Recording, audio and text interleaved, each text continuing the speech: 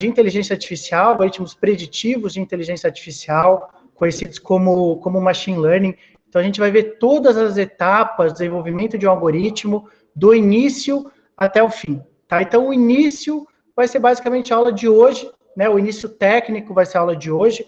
Nós tivemos o início teórico na aula passada, onde nós mostramos todos os desafios, todas as armadilhas do desenvolvimento de algoritmos de machine learning, que você precisa refletir antes de começar. Tá? E que vai ser muito importante, a partir de hoje, né, que vocês vão ter que começar a escolher o banco de dados que vocês vão usar para fazer o trabalho final de vocês.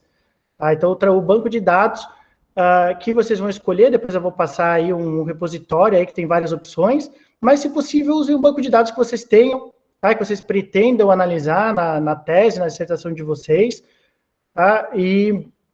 Ou então usem um desses do repositório, mas tem que fazer sentido, tá? Então, tem que fazer sentido de predição, tem que ser um problema preditivo relevante.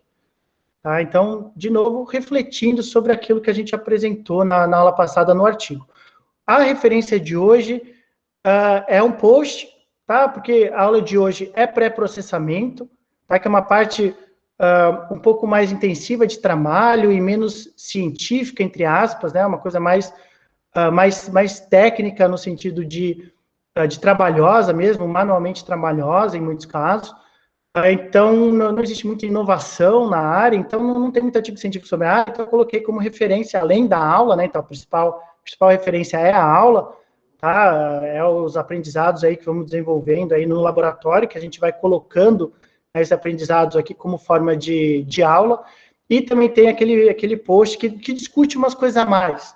Tá? Então, o que a gente vai fazer na aula de hoje, eu vou apresentar para vocês o tipo de pré-processamento que a gente faz no laboratório, tá? Coisas que a gente foi aprendendo que funciona e que não funciona. Aí fomos fechando, né, nessas particularidades, e vamos apresentar um post aí que adiciona mais algumas coisas de pré-processamento, tá? Que não necessariamente a gente usa, mas que existem, tá? E que podem ser testadas aí por vocês. Pode ser que funcione, pode ser que não funcione. Então, lembrando o que eu falei na aula passada, que é muito importante, é que o que você faz para treinar o algoritmo não importa. Faz o que você quiser para o algoritmo aprender. Tá? Então, como eu falei na aula passada, é a bagunça. Faz a bagunça que você quiser no treino do algoritmo. Tá? O importante é que ele funcione constantemente no teste, nos dados novos. Isso é que importa.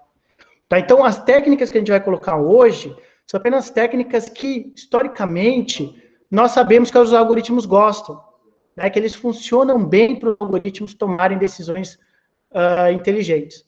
Tá? Mas assim, não existe resposta certa. Vocês podem fazer o que vocês quiserem.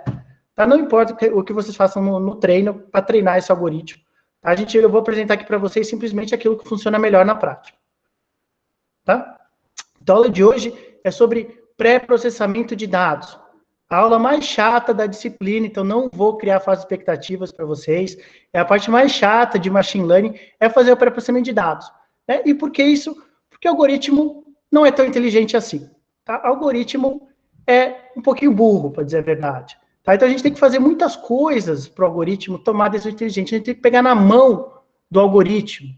Tá? Então, hoje, algoritmos têm menos inteligência do que uma capivara do Rio Tietê. Tá? Eles não conseguem raciocinar sobre o mundo. Tá? Eles conseguem apenas encontrar padrões muito simples nos dados. Tá? Então, a gente tem que pegar na mão dos algoritmos e fazer tudo o que ele gosta para ele conseguir aprender. E esse é o pré-processamento de dados. Tá? Então, é a aula de hoje que a gente vai ver. Então, nós ainda não vamos rodar algoritmo, depois no fim da aula eu vou passar um código para vocês, né? A gente vai, só para vocês também não ficarem com aquela expectativa, né, de ver visualmente o que é um algoritmo de machine learning na prática. Então, a gente vai rodar um código ali, né, que depois a gente passa para vocês, mas a minha sugestão é que vocês não usem esse código, né, que vocês... porque é mais difícil, às vezes, né, para quem não conhece, para quem nunca escreveu esse código, adaptar um código de outra pessoa em machine learning do que você ir desenvolvendo o teu próprio código, né? Então, a minha recomendação para vocês, né, é irem pensando nos problemas, irem encontrando código online para resolver esse problema. Então, lembrando, Python para nós é ferramenta. Tá? Então, vocês têm algum problema, né, que vocês querem resolver de pré-processamento de dados, joga no Google. Tá? O grande segredo, né, mesmo de programadores experientes, é que até eles passam o dia jogando coisas no Google, perguntando código no Google. Tá? Nós sabemos, né, as pessoas que trabalham com programação, até os mais experientes que só trabalham com programação, é muito difícil se decorar muitos códigos. Tá? Você sabe geralmente só os códigos básicos. Né? O que você faz sempre, importar biblioteca, chamar banco de dados, essas coisas aí você acaba sabendo de cor, mas a grande realidade é que os pesquisadores também passam o dia jogando coisa no Google, tá? Perguntando código para o Google.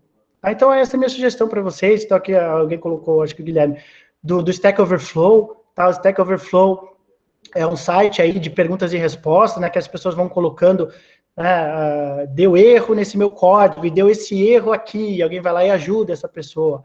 Né, fala que, deu isso porque faltou aqui alguma coisa, algum comando, ou antes você não pré-processou alguma coisa do banco de dados, etc. As pessoas vão se ajudando, né, e vão criando esse código, e vão criando essas perguntas e essas respostas, que elas vão colocando lá e te ajudam bastante a resolver os problemas que forem aparecendo.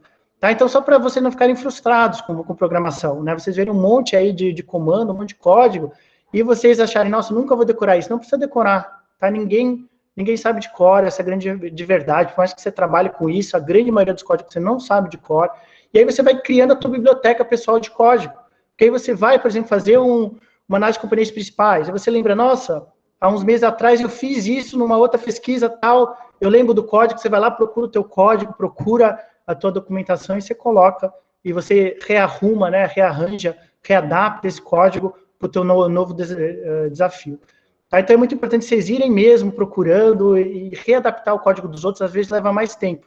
Tá? Muitas vezes leva mais tempo do que vocês irem procurando, entendendo e aprendendo cada comando relevante para análise de dados de machine learning. Tá bom? Então, eu vou começar a compartilhar a tela. Então, lembrando, qualquer dúvida, liguem sempre o microfone. Tá? Eu não consigo ver as conversas do chat a partir do momento que eu começar a compartilhar a tela. Tá? Alguma pergunta antes de começarmos a aula? Se não, vou começar a compartilhar a minha aula. Estão vendo aqui? Professor. Estão vendo? Tá ótimo. Então vamos aí para a parte mais chata, mais trabalhosa de machine learning, que é o pré-processamento de dados. Existe o velho clichê, né, que 80% de um trabalho de machine learning, de trabalho de ciência de dados, é pré-processamento de dados. Tá? É como você adapta esse teu banco de dados de uma forma que o algoritmo goste, tá? Que o algoritmo consiga aprender mais facilmente. Tá? O algoritmo não é tão inteligente assim. Tá? O algoritmo tem muitos problemas.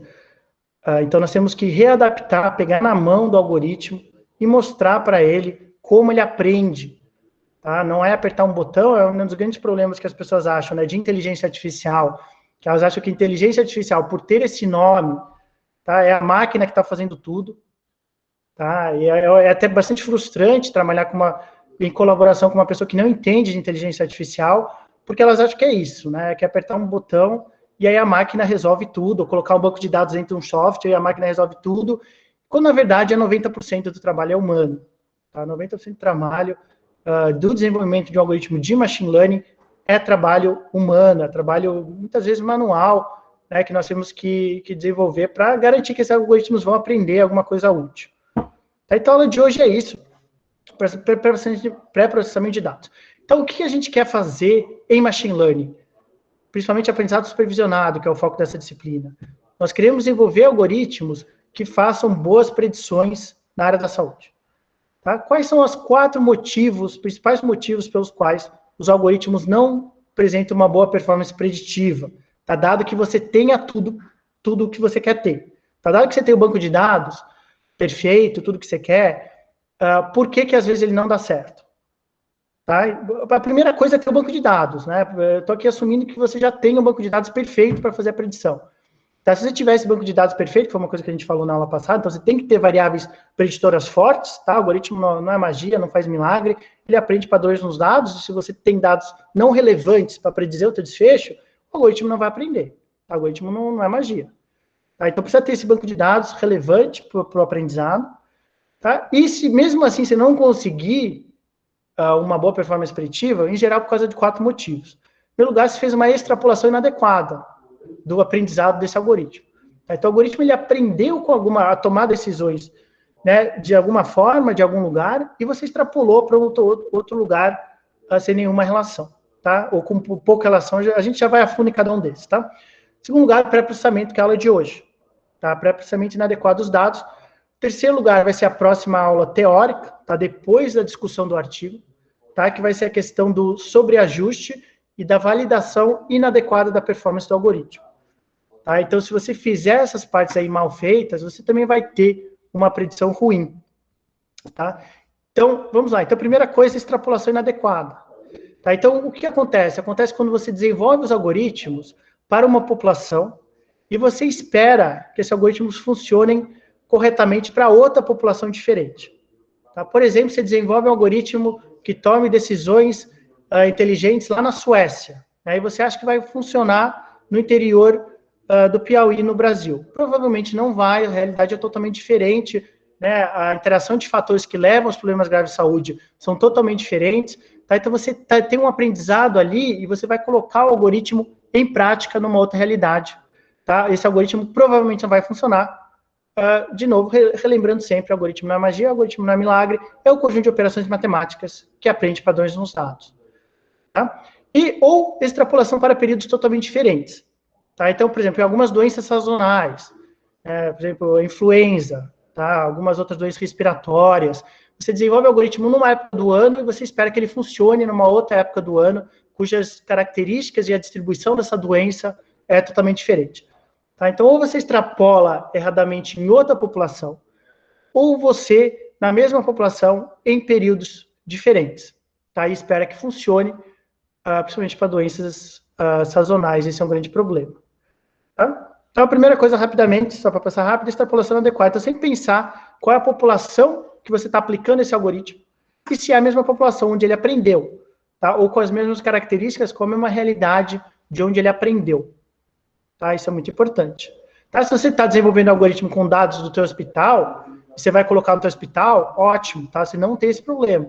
Tá? O problema é você, o algoritmo aprender a tomar uma decisão inteligente e você mudar totalmente a realidade e querer que ele continue tomando uma decisão inteligente quando a realidade mudou completamente, como eu falei, da Suécia para o interior do Brasil.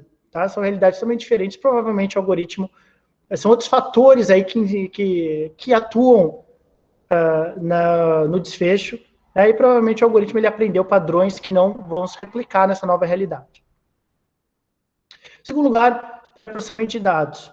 Né, então, que é o motivo da aula de hoje, a aula mais chata do curso, porém, uma das mais importantes. Tá? Eu não diria a mais importante, acho que o pessoal às vezes exagera na importância do pré-processamento para ter uma decisão, uma performance preditiva de qualidade, né? A pré-processamento é muito importante, obviamente, tá? Mas assim, a maior parte dos erros que nós encontramos no dia a dia de machine learning estão bastante bastante relacionados à escolha errada de algoritmos, à validação inadequada, à medida de performance inadequada, tá? Então, é uma parte importante, tá?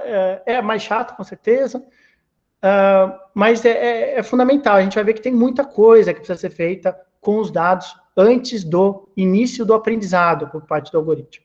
Tá? Então, quais são as técnicas que nós usamos no nosso laboratório? É que nós fomos aprendendo aí com o tempo, que são relevantes e que nós usamos na nossa pesquisa. A gente vai discutir depois um post que fala de algumas outras a mais, tá? Mas que fica aí como opção para vocês. Tá? Como eu falei, a gente convergiu nisso porque nessas técnicas, né? Porque são as técnicas aí que a gente tem visto aí na prática que melhor funcionam, tá? Mas, assim, existem literalmente milhares de tipos de técnicas para processamento de dados, estratégias diferentes, tá? Então, assim, e como eu falei, não existe coisa errada, o importante é o algoritmo tomar decisões inteligentes em dados futuros, tá? Isso é o que importa em machine learning, tá? Essa outra questão do que você faz com esse algoritmo importa menos, tá? É importante ele ser consistentemente ter uma boa predição. Então, que tipo de pré-processamento a gente faz? Então, antes de começar a pensar em rodar algoritmos de machine learning. Nós, em primeiro lugar, temos que selecionar as variáveis, a gente já vai a fundo em cada uma delas, tá? Seleção de variáveis, cuidado com vazamento de dados, padronizar a variável, sempre fazemos, redução de dimensão depende do tamanho do banco de dados, colinearidade a gente também sempre checa, valores missing também sempre checa, one hot encoding a gente sempre faz, tá? Então, são algumas técnicas aqui que nós sempre fazemos, tá? Então, seleção sempre, olhar vazamento sempre, padronização sempre, redução de dimensão depende do teu número de variáveis, tá? Às vezes a gente faz, a gente não faz, se forem poucas variáveis não precisa, tá? Checar a colinearidade sempre, arrumar valores missing sempre, e one hot encoding sempre. Então, primeira coisa, seleção de variáveis. Tá? Uma das partes mais importantes. Tá? Por quê? Porque você só quer colocar variável no teu algoritmo, para ele fazer o aprendizado do desfecho, que seja plausível, que sejam plausíveis, que estejam, de certa forma, direta ou indiretamente ligadas ao teu desfecho. Tá? Elas não precisam causar o teu desfecho. Isso é muito importante. É uma questão que eu bato sempre na tecla, e, de novo, as pessoas que vêm da inferência, que não foram a fundo em machine learning, têm uma tendência a achar que variáveis precisam causar o desfecho. Não precisam causar o desfecho, mas precisam estar associadas direta ou indiretamente ao desfecho. Tá? Não precisam causar diretamente desfecho. Um exemplo que eu sempre uso é a questão de UTI.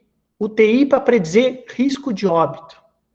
Tá, então, se eu estou querendo predizer risco de óbito de um paciente no próximo ano, o fato dele ter sido internado na UTI nesse ano é bastante importante. Tá? É um indicador que esse paciente é grave. A situação desse paciente é grave, ou ele teve um problema recente grave.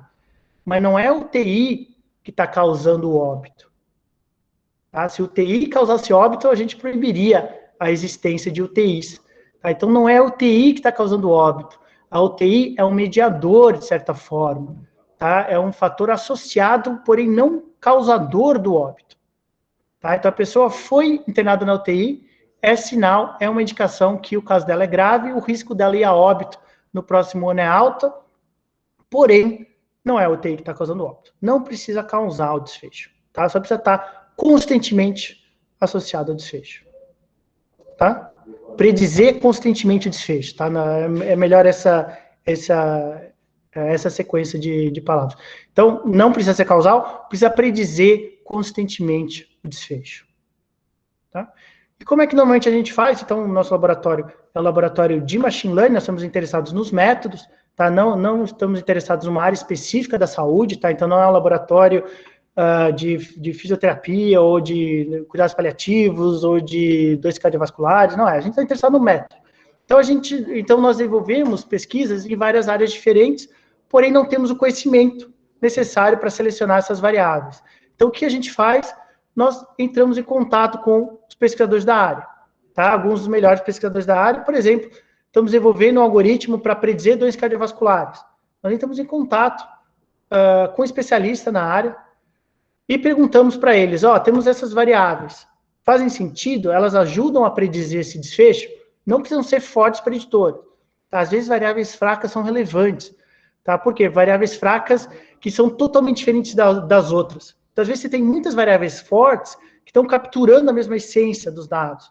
E aí você tem uma variável fraca que é uma variável totalmente diferente do resto. Talvez a importância individual dessa variável fraca seja mais importante do que alguma dessas variáveis fortes, porque ela está capturando uma essência diferente, um padrão diferente nos dados. Tá? Então, mesmo se a variável for fraca ou média, né, é uma variável que nós queremos colocar no nosso algoritmo. Tá? O que nós não queremos é uma variável que não faz nenhum sentido. Tá? Então, por exemplo, quero predizer risco de hipertensão no próximo ano, eu vou colocar o número de camisetas vermelhas que a pessoa tem em casa. Tá?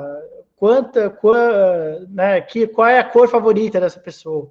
Tá? Umas coisas assim que não faz nenhum sentido para essa doença específica, essas variáveis precisam ser retiradas. Tá? Por que isso? Porque às vezes você tem associações espúrias. Tem variáveis que parecem que estão associadas ao desfecho, parece que estão causando o desfecho, mas é uma pura coincidência, o algoritmo não entende isso, tá? Ele vê que uma variável quando sobe, a outra sobe, com uma desce, quando a outra desce. Às vezes, quando você tem poucos dados, isso acontece. Se você tem muitas variáveis e poucos pacientes, poucos exemplos, isso vai acontecer, tá? De ter uma variável que, coincidentemente, vai movendo na mesma velocidade do que outras variáveis. Tá? Então, às vezes, você tem uma variável que, quando uma sobe, outra sobe, outra desce, e ela parece que é um bom preditor, na verdade, é só uma coincidência. Tá? E coincidência, em grandes bancos de dados, acontece. Tá? E pode ser que o algoritmo dê muita importância para essas associações espúrias. Tá? Então, um grande, né, exemplo clássico aí da área de ciência de dados é essa associação entre se afogar numa piscina e filmes do Nicolas Cage. Tá? Então, esse aqui é um site de um pesquisador que estava no doutorado, imagino que ele já deve ter terminado, que ele foi pesquisar isso. Então, ele pegou um banco de dados aí com muitas variáveis para todos os anos e foi fazendo uma associação de uma com a outra à espera que alguma coincidência aconteça. E, de fato, coincidência acontece.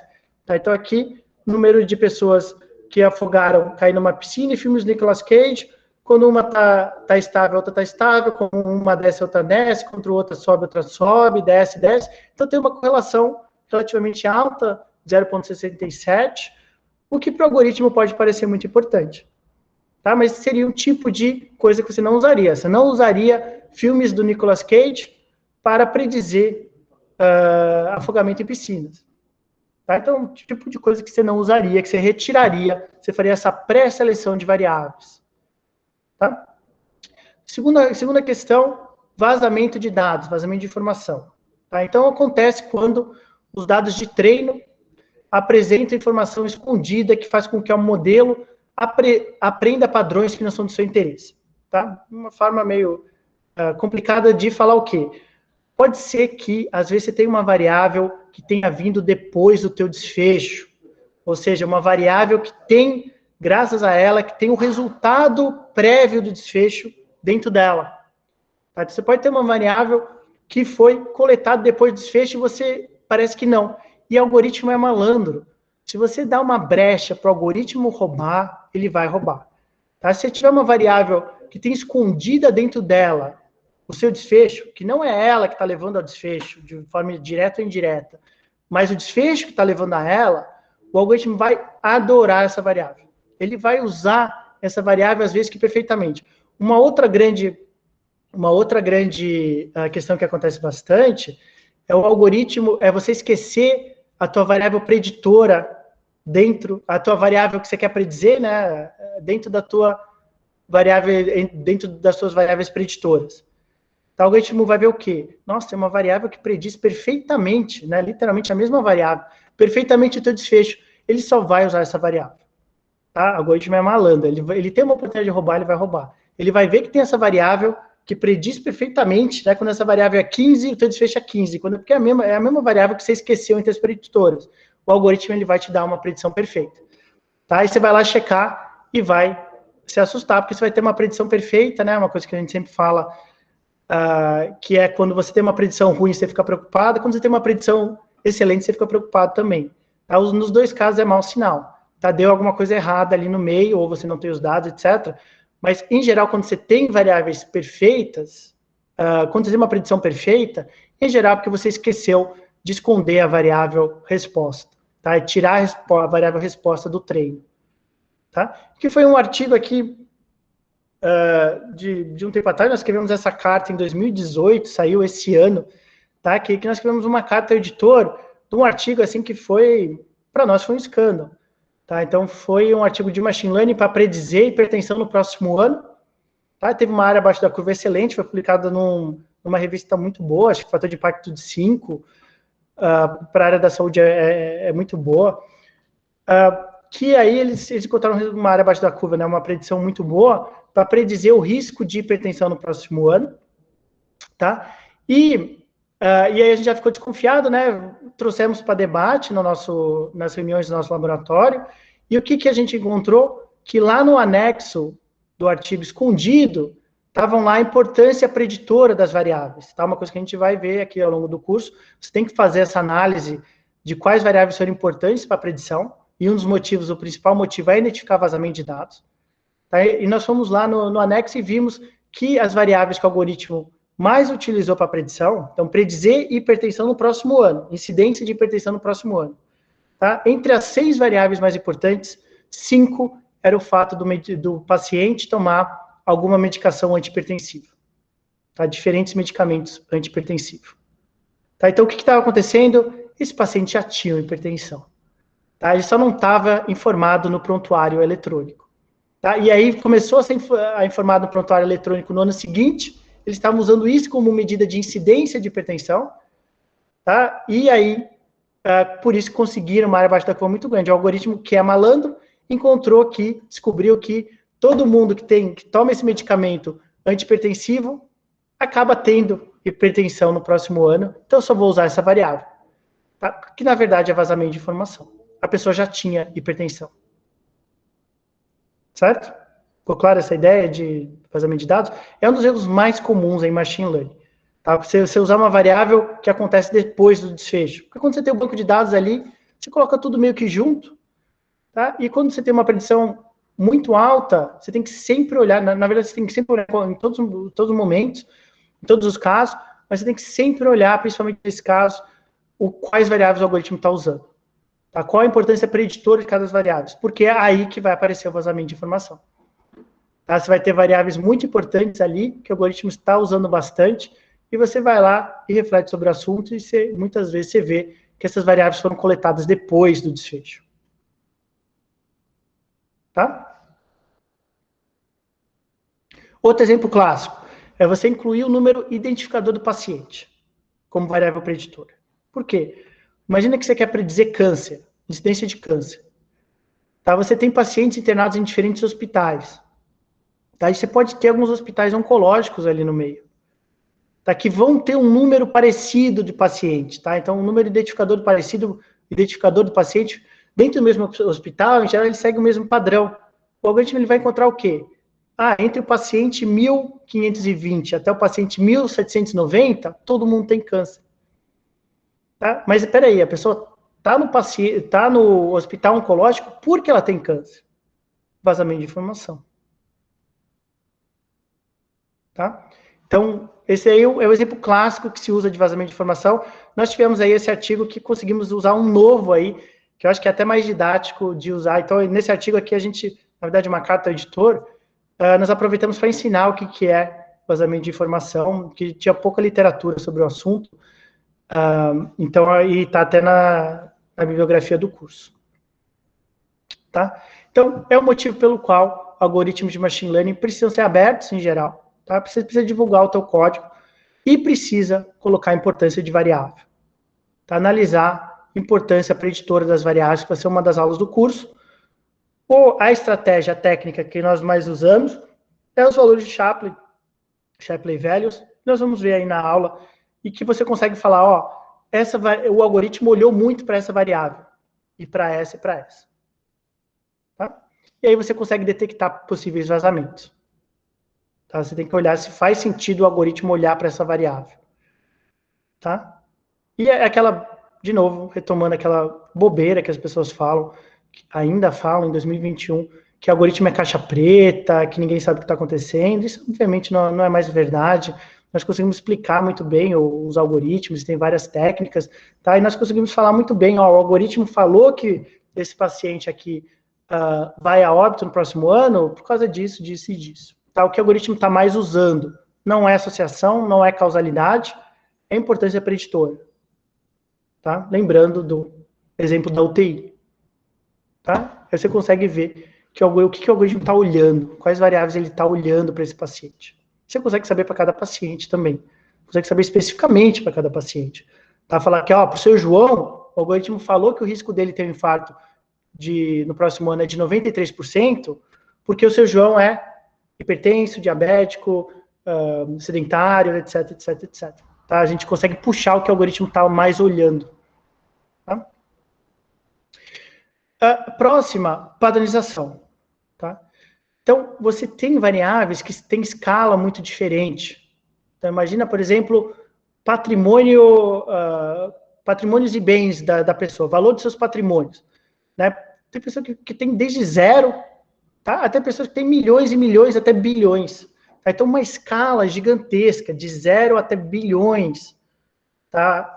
Enquanto outras variáveis ficam ali pequenas, por exemplo, o IMC do paciente, né, que em geral vai de 17 a 35, por exemplo, que já tem uma escala pequenininha, uma variação pequenininha, e o outro com uma escala de bilhões. Tá? Qual que é o problema aqui? Em geral, dois grandes problemas, né? Em geral, o algoritmo acaba dando pesos diferentes, importâncias diferentes para escalas diferentes, só por causa da escala, não porque é uma variável importante, apenas porque se ele errar, ele vai ter uma punição muito diferente, tá?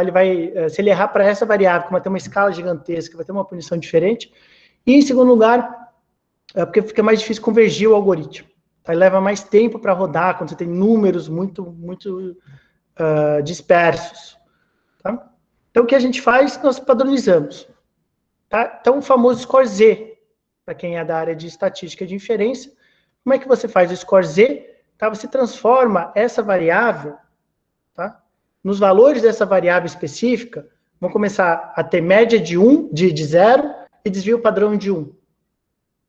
Tá? Média de 0 e desvio padrão de 1. Como é que você faz isso? Você pega todo o valor da variável, né, esse x1 aqui, subtrai pela média, divide pelo desvio padrão. Tá? Com isso, você consegue que as suas variáveis continuem tendo uma certa dispersão, tá? Porém, essa variável vai ter, em média, valor 0 e desvio padrão de 1. Tá? Você bota todo mundo na mesma escala, todas as variáveis na mesma escala. Então, todas as variáveis, até essa de bens, que varia de 0 até 1 bilhão, vai ter média 0, desvio padrão de 1. Tá? Vai continuar com essa dispersão natural, relativa, tá? Porém, vai ter uma dispersão numa escala menor. Tá? Então, uma coisa que a gente sempre faz, tá? Uma coisa que faz a diferença mesmo para os algoritmos. Outra coisa, olha quanta coisa a gente tem que fazer, tá? Então, estamos pegando na mão desses algoritmos, que hoje não são inteligentes, tá? Um dia serão bastante inteligentes, e ouvirão essa minha aula e não vão ficar bravos, porque eu estou falando aqui que só hoje eles não são inteligentes. Então, eventualmente vão ser inteligentes, né? E estamos aqui para servi-los daqui a uns anos. Mas hoje não são muito inteligentes, então precisamos fazer várias técnicas. A próxima é redução de dimensão. Então, às vezes, você tem muitas variáveis que estão capturando quase que a mesma coisa. Tá? Então, o que você faz? Você reduz. Então, a redução de dimensão é isso, reduz o número de variáveis. Tá? Em geral, né, a técnica que a gente mais usa é a análise de componentes principais, Principal Component Analysis, PCA, que o objetivo é encontrar combinações lineares das variáveis. Então, você transforma as suas variáveis originais, combinando elas em um número menor de componentes principais, que são novas variáveis. Tá? Então, você tinha, sei lá, 500 variáveis, você transforma elas, você resume elas em 20 novas variáveis, componentes principais. Então, o primeiro componente principal vai preservar a maior combinação linear possível dos dados, o segundo, a maior combinação linear possível, não correlacionada com o primeiro, e etc. Então, se você tinha 500 variáveis, você consegue transformar elas em 50 componentes principais. Uma das razões pelas quais a análise de componentes principais é tão utilizada é porque cria variáveis não correlacionadas. Tá? E o algoritmo gosta de variável não correlacionada. Tá? Que vai ser o próximo passo. A próxima questão é variáveis colineares. Variáveis que capturam, que estão muito correlacionadas entre si. Tá? Em geral, medindo basicamente a mesma coisa. Tá? Por exemplo, a proporção da população que mora em prédio e número da população que mora em prédio. Tá? Vai ser escalas diferentes, tá? Proporção, e outra é o número de pessoas que moram em prédio, outra é a proporção de pessoas do bairro que moram em prédio, mas quando uma é alta, outra é alta, quando uma é baixa, outra é baixa. Tá? Então, elas são muito colineares, elas estão medindo basicamente a mesma coisa. Tá? Nesse caso daí, basicamente mesmo a mesma coisa. Tá? Ele torna os algoritmos muito instáveis. Tá? E você perde muito tempo para desenvolver esses algoritmos quando você tem essas variáveis que estão medindo basicamente a mesma coisa. Então, o que a gente faz? A gente faz uma análise de correlação. Tá? Correlação simples. Tá? A gente vai ver também no nosso código. A gente visualiza, em geral, faz uma visualização para ver quais variáveis estão correlacionadas uma com a outra, e quando for muito correlacionadas, por exemplo, né, um coeficiente de correlação de 0,75, acima de 0,75, em geral, estão medindo basicamente a mesma coisa. Tira uma das duas. Tá? Ou faz aquela análise de componentes principais que eu falei para vocês. certo? Uma coisa muito importante, variáveis missing. Uma coisa importante aqui é o quê? Se vocês entenderem por que variável missing é relevante em predição, é importante em predição, vocês estão começando a entender a diferença de predição para inferência. Por quê? Porque inferência, variáveis missing é horrível. Tá? Você tem que dar um tratamento nessa variável missing, ou você tem que excluir essa pessoa. Tá? Em predição, às vezes, é interessante. Muitas vezes é interessante ter variável missing, tá? Variável faltante. Por quê? Porque o missing pode ter informação preditiva. Tá? O fato de que você não conseguiu coletar uma informação dessa pessoa pode ser um preditor importante do prognóstico desse paciente. Tá? Então, imagine no hospital que tem medição de altura de todos os pacientes, menos de alguns. O que provavelmente é o caso? Esse paciente provavelmente está acamado. Você não conseguiu medir a altura desse paciente. Ou seja, o missing é preditivo. Tá? Enquanto em inferência, missing são péssimos, você quer evitar de qualquer forma missing. Em predição, muitas vezes, principalmente na área da saúde, missing tem informação preditiva relevante. Outro exemplo, você está fazendo um teste cognitivo com os pacientes idosos, tá? Teste de memória, e o paciente nem consegue responder, tá? Não entende a pergunta. Informação preditiva relevante. O fato de ele não conseguir fazer o teste, de não conseguir coletar esse teste cognitivo desse paciente. Tá? Então, em variáveis categóricas, o que a gente normalmente faz? Adiciona, missing vira uma categoria. Tá? Vira uma categoria igual. Tá? Às vezes, em alguns casos, a mais importante essa variável. Tá? Isso é interessante. Em algumas pesquisas a gente já teve isso, que o algoritmo ele olhou muito para o missing. Ele falou, nossa, se essa pessoa tem esse valor de missing, ela vai ter um prognóstico super negativo. A gente ia lá e era uma dessas variáveis, que pessoas em situação grave não conseguiam responder, ou não conseguia ser coletada das pessoas. Tá? Informação preditiva relevante, o fato de eu não conseguir coletar essa variável. Tá? Então, para variáveis categóricas, você coloca missing, vira uma categoria mesmo. Tá? E às vezes o algoritmo fala, estou olhando muito essa variável, e a gente vai lá e olha, é o missing. Tá? Então, em segundo lugar, para variáveis numéricas, imputar. Porém, uma coisa que nós estamos começando a fazer recentemente no laboratório, você faz a imputação, tá, na variável contínua, e você adiciona uma variável categórica avisando quem era missing lá atrás, originalmente. Tá? Porque na variável contínua, você tem que ter alguma informação ali. Tá? Você não pode deixar missing. Tá? Ao contrário da variável categórica, que vira mais uma categoria. Tá? Na variável numérica, você tem que ter um número ali. Então, você imputa esse número. A gente vai ver algumas técnicas aí de imputação. Você imputa esse número e você adiciona do lado uma variável 01, informando quem era originalmente missing. E às vezes o algoritmo usa muito essa variável extra que você criou. Tá? Então isso é muito importante para entrar na cabeça de vocês, principalmente para quem veio de inferência, a diferença entre predição e inferência. Eu acho que aqui duas coisas que eu falei hoje são muito importantes. Em primeiro lugar, entender por que o TI é importante para a predição, mas não está associada nem causa o óbito, né, na predição de óbito, e nem está associada e nem causa o óbito. Tá? E por que missing é relevante em predição, mas não é relevante em inferência. Tá? A inferência está procurando a associação de fatores. Se você não tem esse fator para essa pessoa, é um problemão para você. Mas em predição, não. Predição missing é interessante. Tá? Então, se vocês entenderam isso do missing, vocês estão começando a entender, a sedimentar na cabeça de vocês a diferença de inferência para predição. Professor? Tá? Pode falar. É uma pergunta bem simples. Quando vocês, no LabDAP, vocês estão lidando com essa parte de imputação das variáveis contínuas, vocês geralmente utilizam o quê? A média, a moda? Ou vocês, depende do problema? Isso, o artigo, o post que a gente vai discutir depois, ele fala isso mais a fundo, então eu acabei não trazendo aqui. Mas, assim, o que a gente tem visto é que não faz muita diferença. Tá? A gente fez, em algumas pesquisas, alguns testes, tá? Em geral, a gente acaba imputando pela média, tá? Ou a mediana, tá? Em geral, a mediana dessa variável contínua. Mas você pode usar machine learning, tá? Por quê? O que é imputação? É uma predição, tá? Imputação é uma predição.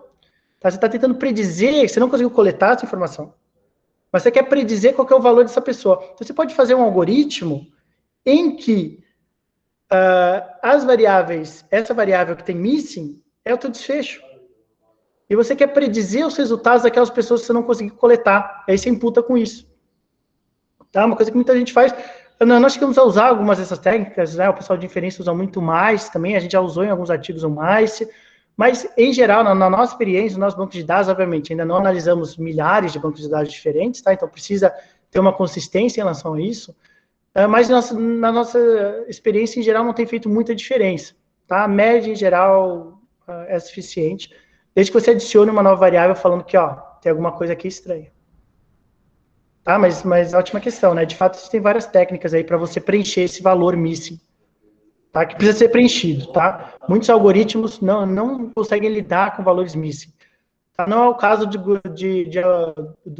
gradient boosting, né? Como a gente vai ver, em geral, é o melhor algoritmo que a gente tem para dados estruturados, são os algoritmos de boosting. Eles lidam bem com dados faltantes, tá? Eles botam para um lado ou para o outro da árvore, né? Os missings. Tá? Mas para muitos algoritmos você precisa lidar com esse missing. Tá? Senão ele joga fora, né? O caso das regressões logísticas lineares, ele joga fora esse paciente. Tá? Então você pode colocar um valor ali. Pode falar. Fabiano, a dúvida rápida. Claro que fazer predição para colocar missing é um negócio que dá muito mais trabalho, né? Uhum. Agora, fundamentalmente, se a gente usa algumas variáveis do modelo para fazer, para preencher esses missings com por exemplo, uma regressão, a gente não acaba tendo um problema de multicollinearidade dessas variáveis de entrada com essa que a gente previu, porque depois a gente vai usar todas elas no bolo para fazer a final, né? Em geral, não. Em geral, e também não é um grande problema. Multicollinearidade, em geral, não é um grande problema em machine learning. Tá? Só colinearidade direta de uma variável com outra medindo a mesma coisa. Tá? Mas se todas as variáveis em conjunto estão medindo uma, em geral, não vejo motivo para ter esse problema. Eu não sei como o algoritmo... Pode falar. Eu falei, legal, vamos testar, então. Eu acho ótimo. Então experimentem isso, né? Se descobrir alguma coisa, tragam aqui também. Mas, assim, pelo menos aqui pensando, não veria um motivo pelo qual multicolinearidade seja um problema muito grande para predição. Tá? É um problema de inferência, tá? Um problema grave em inferência, por algum motivo que eu não me lembro, mas tem algum motivo pelo qual você não pode ter multicolinearidade, né? Deixa de ser um regressor não viesado, né? Até aquelas regras lá dos livros de inferência. Tá? Então, a inferência tem esse problema, mas para machine learning eu não consigo pensar. Tá? Mas se você encontrar alguma coisa, depois, nas análises de vocês, depois passa. E o que a gente sempre faz também, mais uma coisa que a gente sempre faz, one hot encoding. Tá? O que é isso? Você tem uma variável categórica com várias categorias, algoritmo não gosta disso. Tá? Não gosta de variável categórica com várias categorias, tá? Com a variável 0, a variável 1, a variável 2, a variável 3, ele acaba muitos algoritmos acabam achando que isso é uma variável contínua. Tá? Então, o que a gente faz? A gente transforma essa variável categórica no mesmo número de variáveis novas. Tá? Então, você tem 5 categorias, né, para essa variável, por exemplo, né, 5 regiões brasileiras. Nós temos uma variável com as 5 regiões brasileiras, que é Norte, Nordeste, Sul, Sudeste e Centro-Oeste. Tá? E aí você tem essa variável, né? Qual região brasileira a pessoa mora. Se deixar isso aí, por mais que você coloque 0, 1, 2, 3, 4, o algoritmo se perde ali. Você tem que fazer o quê? Tem que criar a variável Norte, que vai de 0, que ou é 0 ou é 1. Tá? 0 se não for Norte, 1 se for Norte. Variável Nordeste, 0 se essa pessoa não for do Nordeste, 1 se ela for do Nordeste. Variável Sudeste, 0 se ela não for do Sudeste, 1 se ela for do Sudeste. sul e centro-oeste. Você tem que fazer uma variável para cada, one hot encoding. Ah, professor, eu estou acostumado a fazer dummy. Tá? Sem problemas, pode fazer dummy. Como é que é dummy, né? De novo, uma técnica mais de inferência, mas pode fazer para machine learning. Dummy, você deixa uma variável como referência. Tá? Então, uma variável vai ser quando todo mundo é zero. Tá? Em geral, o algoritmo funciona melhor com one hot encoding. Tá? É uma diferença pequena, mas em geral eles gostam mais. Então, você transformar em um número N de variáveis. Tá? Então, se tinha 5 categorias, elas viram 5 variáveis. E aí você apaga essa categoria original. Né? E você vai ter a categoria norte, nordeste, sul, sudeste, centro-oeste. Tá? Tudo com 0, 1, 0, 1, 0, 1. Tá? 0 se a pessoa não for de lá e 1 se ela for de lá. Tá? One hot encoding. Tá? A gente sempre usa o one hot encoding. Ou você pode usar dummies. Tá? Por quê? Porque o one hot encoding traz alguns problemas, principalmente algoritmos de regressão logística, regressão linear, onde a matriz não fica inversível, você não consegue calcular o intercepto. Quando você tem one hot encoding, você tem que deixar uma das categorias como sendo referência. Tá? Então, por exemplo, você tira a mais comum, né? Então, não vai ter a categoria sudeste. Tá? E o algoritmo ele acaba aprendendo que todo mundo, quando é zero nessa sequência, é a pessoa do sudeste. Tá? Então, deixar uma variável como referência. Isso daí é a variável dummy. Né? Para quem vem da área de inferência, é bastante comum. Tá? Então, a gente nunca deixa variável categórica, uma variável com várias categorias. Tá? Quando é categórica, tem que ser uma variável 0, 1. Ah, professor, mas são 5 variáveis. Então, são 5 categorias. Então, elas viram 5 variáveis. Ou 4, se você for fazer dummy. Certo? Então, agora vamos entrar na questão do post. Como eu falei, traz algumas coisas a mais. Isso aqui que eu trouxe para vocês aqui atrás é aquilo que a gente costuma fazer no laboratório. Tá? Mas, como eu falei, aquela bagunça fica a critério de vocês. O importante é predizer consistentemente o teu desfecho. O que você faz, como o algoritmo aprende, não é relevante. O relevante é aprender consistentemente o desfecho. Tá? Da melhor forma possível. Então, vamos falar um pouco sobre esse post, né? Que tem interessante, tem umas coisas aí que ele meio que se perde, mas ele é bem completo, assim, em termos de técnicas. Tá? Então, o que é pré-processamento de dados? É o método de análise, filtragem, transformação e codificação para que o algoritmo possa compreender os dados. Né? E 80% do tempo é aqui. Tá? É um trabalho manual, que ninguém gosta, mas precisa ser feito. Precisa ser feito por quê? Porque o algoritmo, hoje, é pouco inteligente. Tá? Inteligência artificial tem pouca inteligência, tem muita compreensão de padrões nos dados. Tá? Você acaba ajustando os seus dados a uma curva. Tá? É isso que você está fazendo. Tá? Então, ele não tem uma inteligência capaz de identificar questões causais. Né? Saber que o número de camisetas amarelas que você tem em casa não é um bom preditor para hipertensão. O algoritmo não faz ideia disso.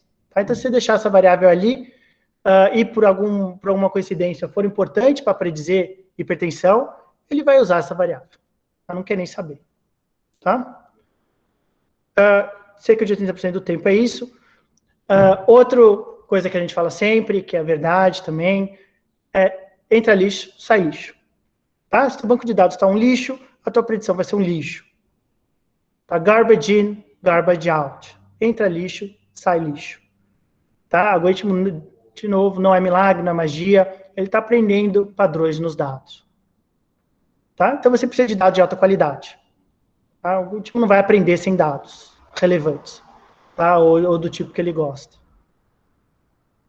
Tá? Então, a solução é realizarmos pré-processamento dos dados.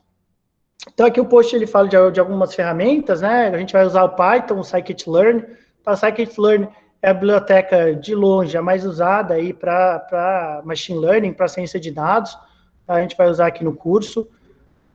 Mas aí ele coloca outras opções aí que vocês podem usar também no dia a dia de vocês, né? Então, tem coisa no R, tem coisa você consegue usar o ECA, você consegue usar o RapidMiner. Tá? Mas aqui no curso, como a gente combinou na aula passada, a gente vai usar o Python. Tá? Então, o post é dividido em 4 partes. Né? Em primeiro lugar, ter uma visão geral dos seus dados, muito importante. Em segundo lugar, questão dos missings, né, que a gente comentou, ele vai comentar algumas outras coisas também, de qualidade duvidosa, na minha opinião.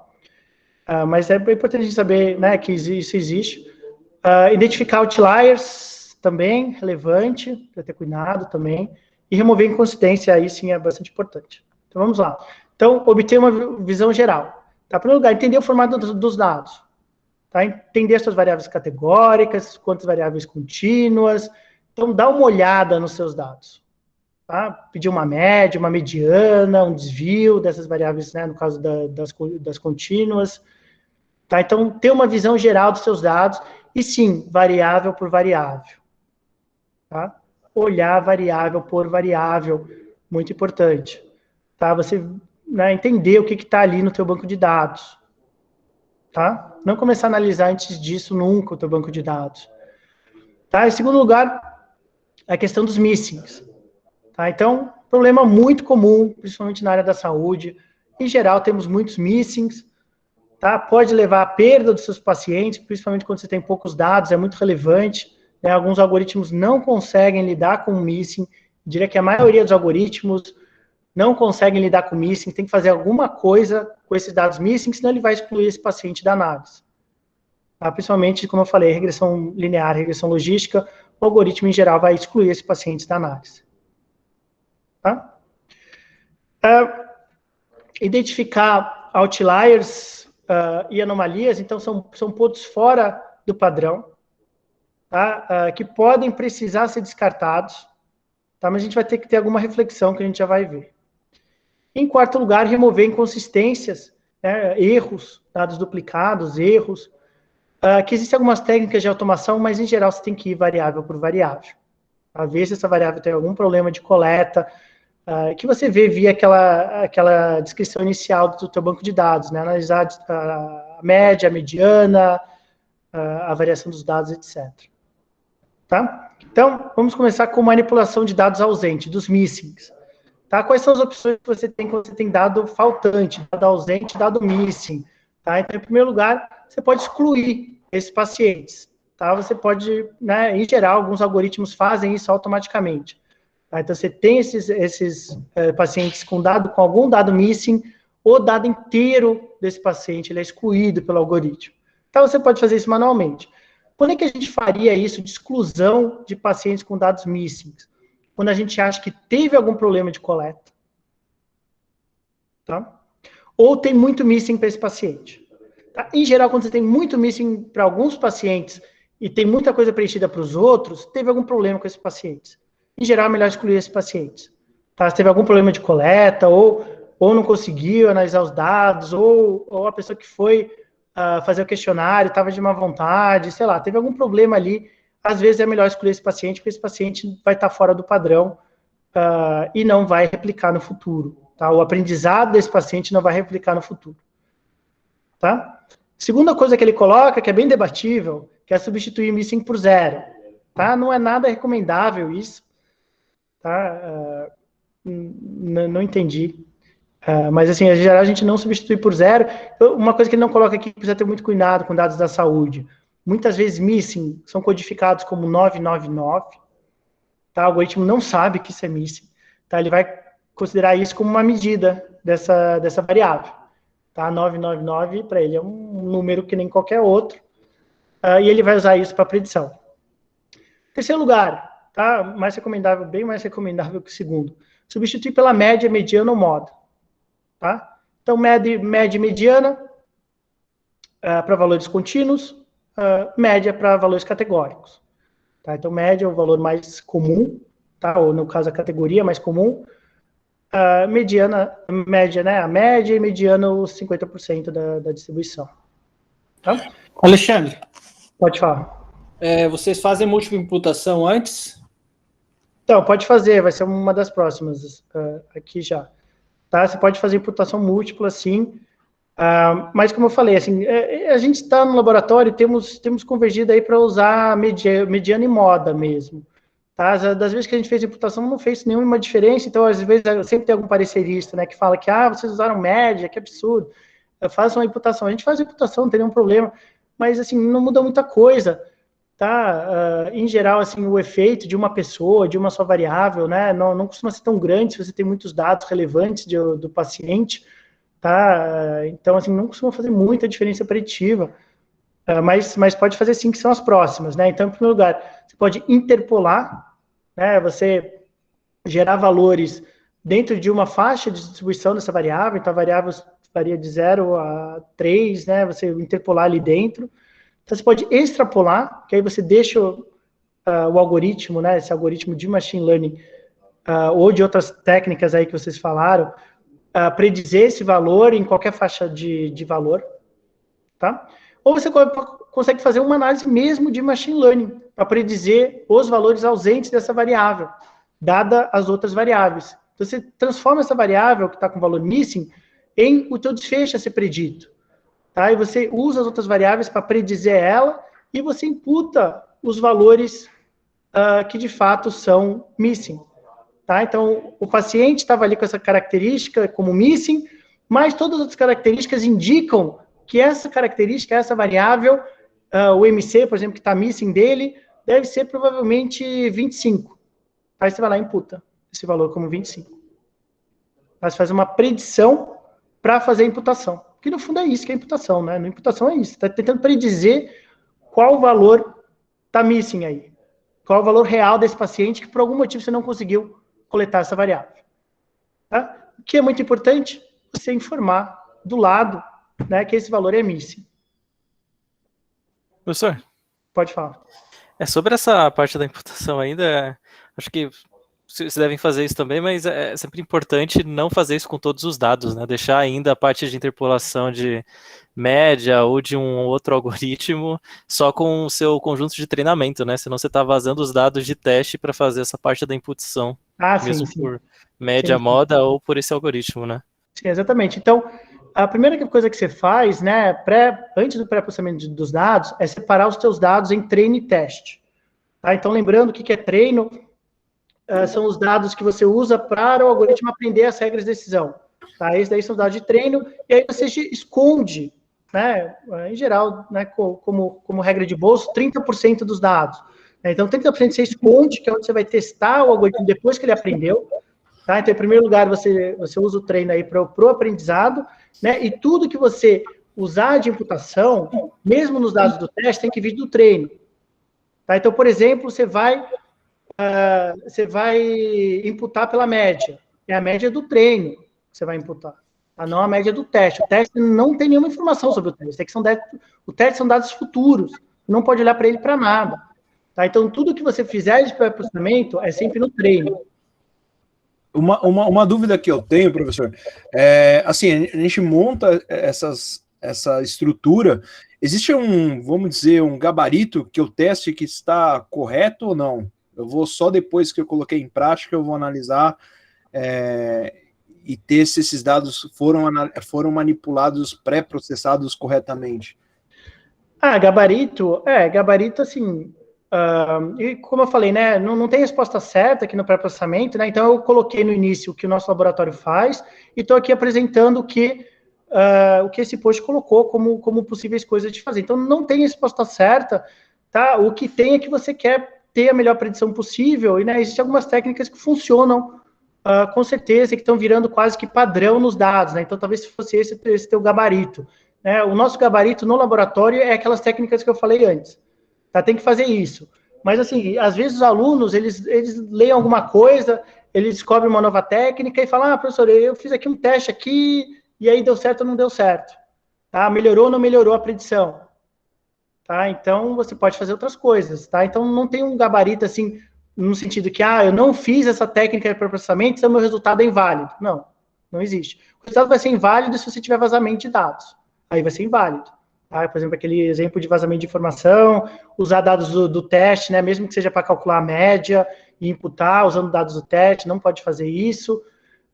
Ou até a escala, né, a padronização dos dados que a gente vai ver na sequência também nesse post, também não pode usar como média de desvio padrão do teste, sempre do treino. Tá? Então, isso sim torna inválido. Tá? Mas, assim, obrigatoriedade de técnicas para processamento não existe. Tá? A não ser essas. Tá? De seleção de variável, cuidado para não vazar o teste. e não ter vazamento de informação. Tá?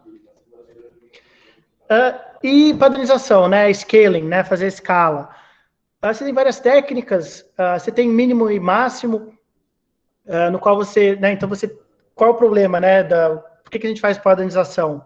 É aquilo que eu falei para vocês, então você tem variáveis em escalas muito diferentes, tá? Uma variando de 0 até 1 bilhão e outra apenas, né, entre 3 e 4 números, né? Isso traz vários problemas aí para o algoritmo. Então você quer padronizar, né? Colocar todo mundo dentro de uma mesma escala. Então existem algumas técnicas, né? Existe o mínimo e máximo, onde você define o valor mínimo e define o valor máximo.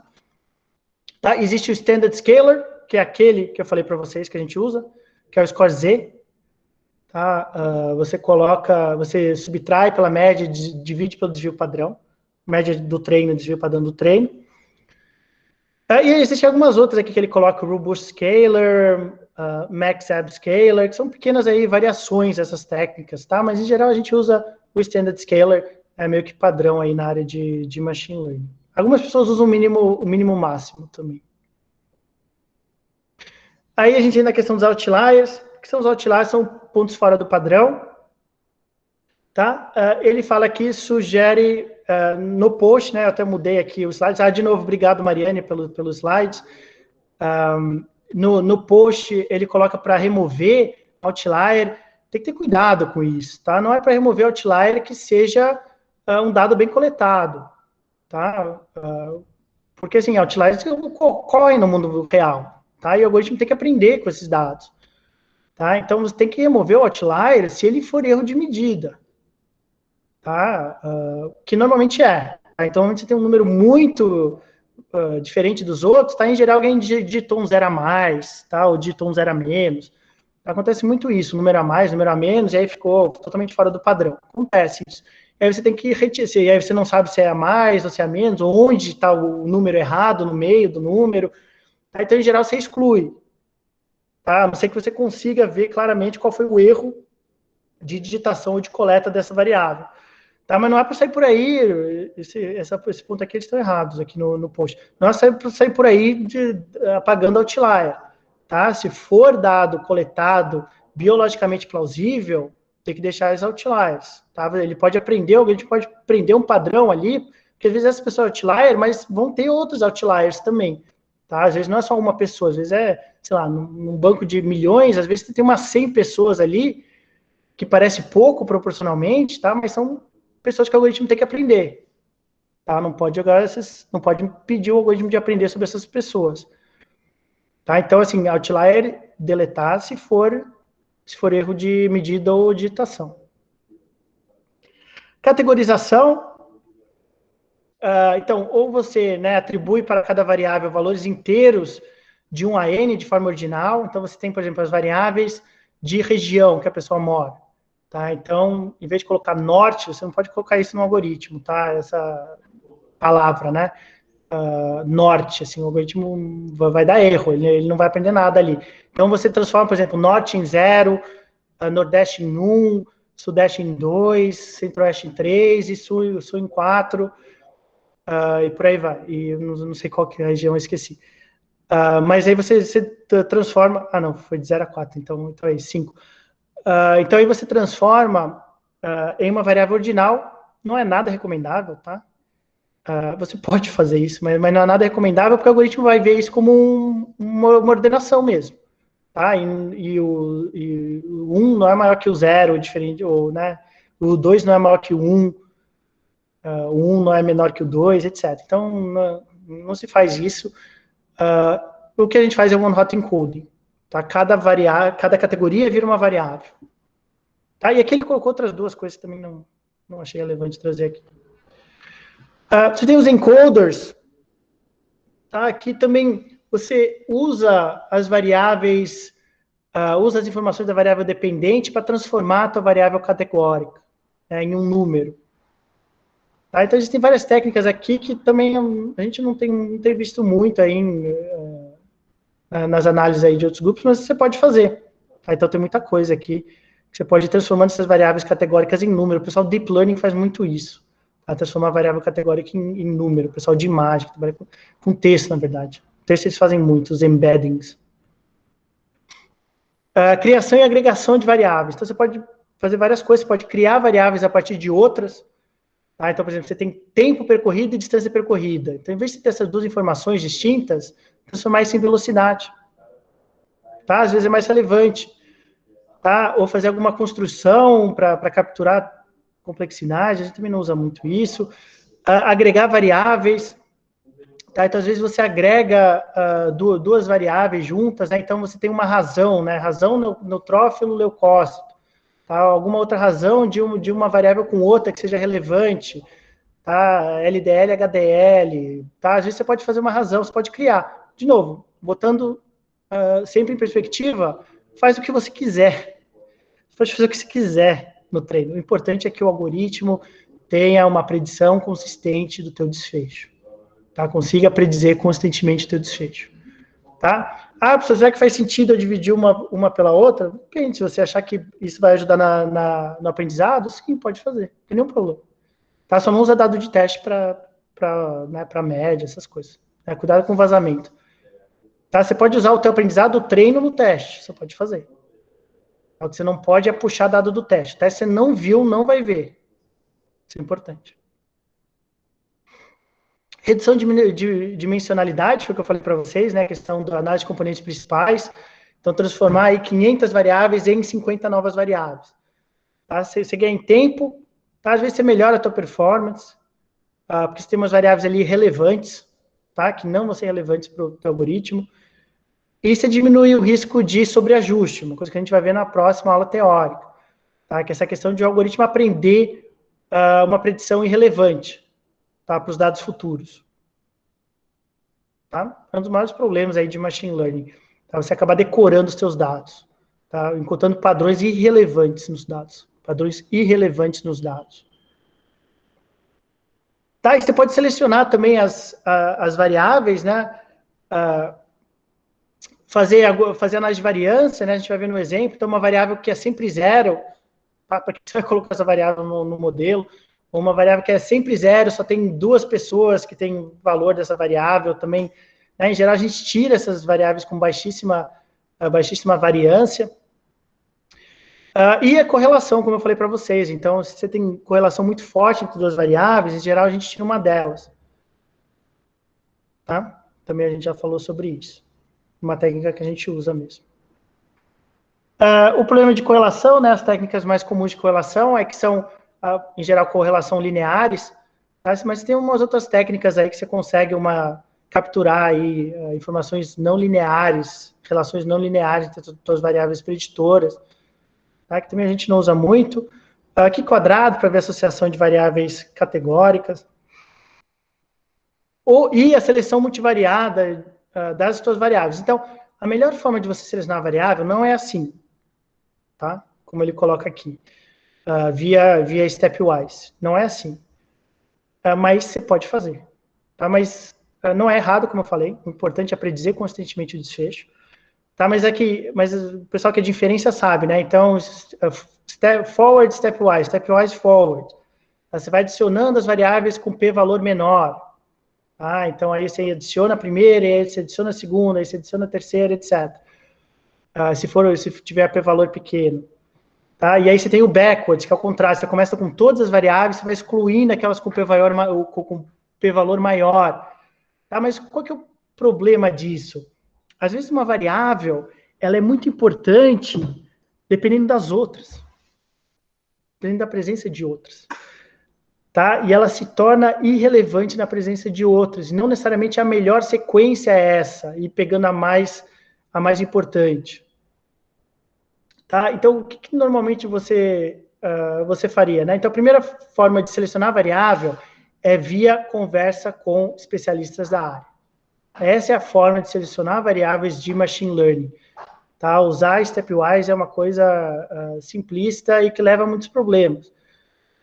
Seja o forward ou backwards, tá? Os dois são computacionalmente, assim, dificílimos, tá? Porque o algoritmo tem que testar todas as opções toda hora. E ir tirando ou colocando a melhor ou a pior. Tá? Então, assim, normalmente a gente não faz nenhuma dessas técnicas, para dizer a verdade. Não é muito boa. E aí você também pode fazer o LDA, você pode fazer o ANOVA, e você tem algoritmos aí, se já é mais interessante, Existem algoritmos que fazem seleção de variável. Tá? Ele colocou aqui erradamente que o read, me deixou passar isso, que o read faz seleção de variável. O read não faz seleção de variável, o laço faz. Tá? Então, o que é o laço? Né? Você adiciona um laço, né, a penalização de laço, as duas regressões, né, lineares e logísticas, e ele vai shrinking, né, reduzindo muitas variáveis para zero. Então, o beta dessas variáveis na regressão logística linear vira zero. O que ele fez aqui? Ele fez uma seleção de variáveis. Ele excluiu algumas variáveis. Tá? A gente vai ver isso na aula de algoritmo, como é que ele faz isso. Tá? Mas o laço faz seleção de variáveis. Tá? O read, ele só shrink, né? Ele só reduz os betas. Tá? Mas ele não transforma nenhum beta em zero. O laço transforma beta em zero. Tá? Então a gente vai ver isso na aula de algoritmo.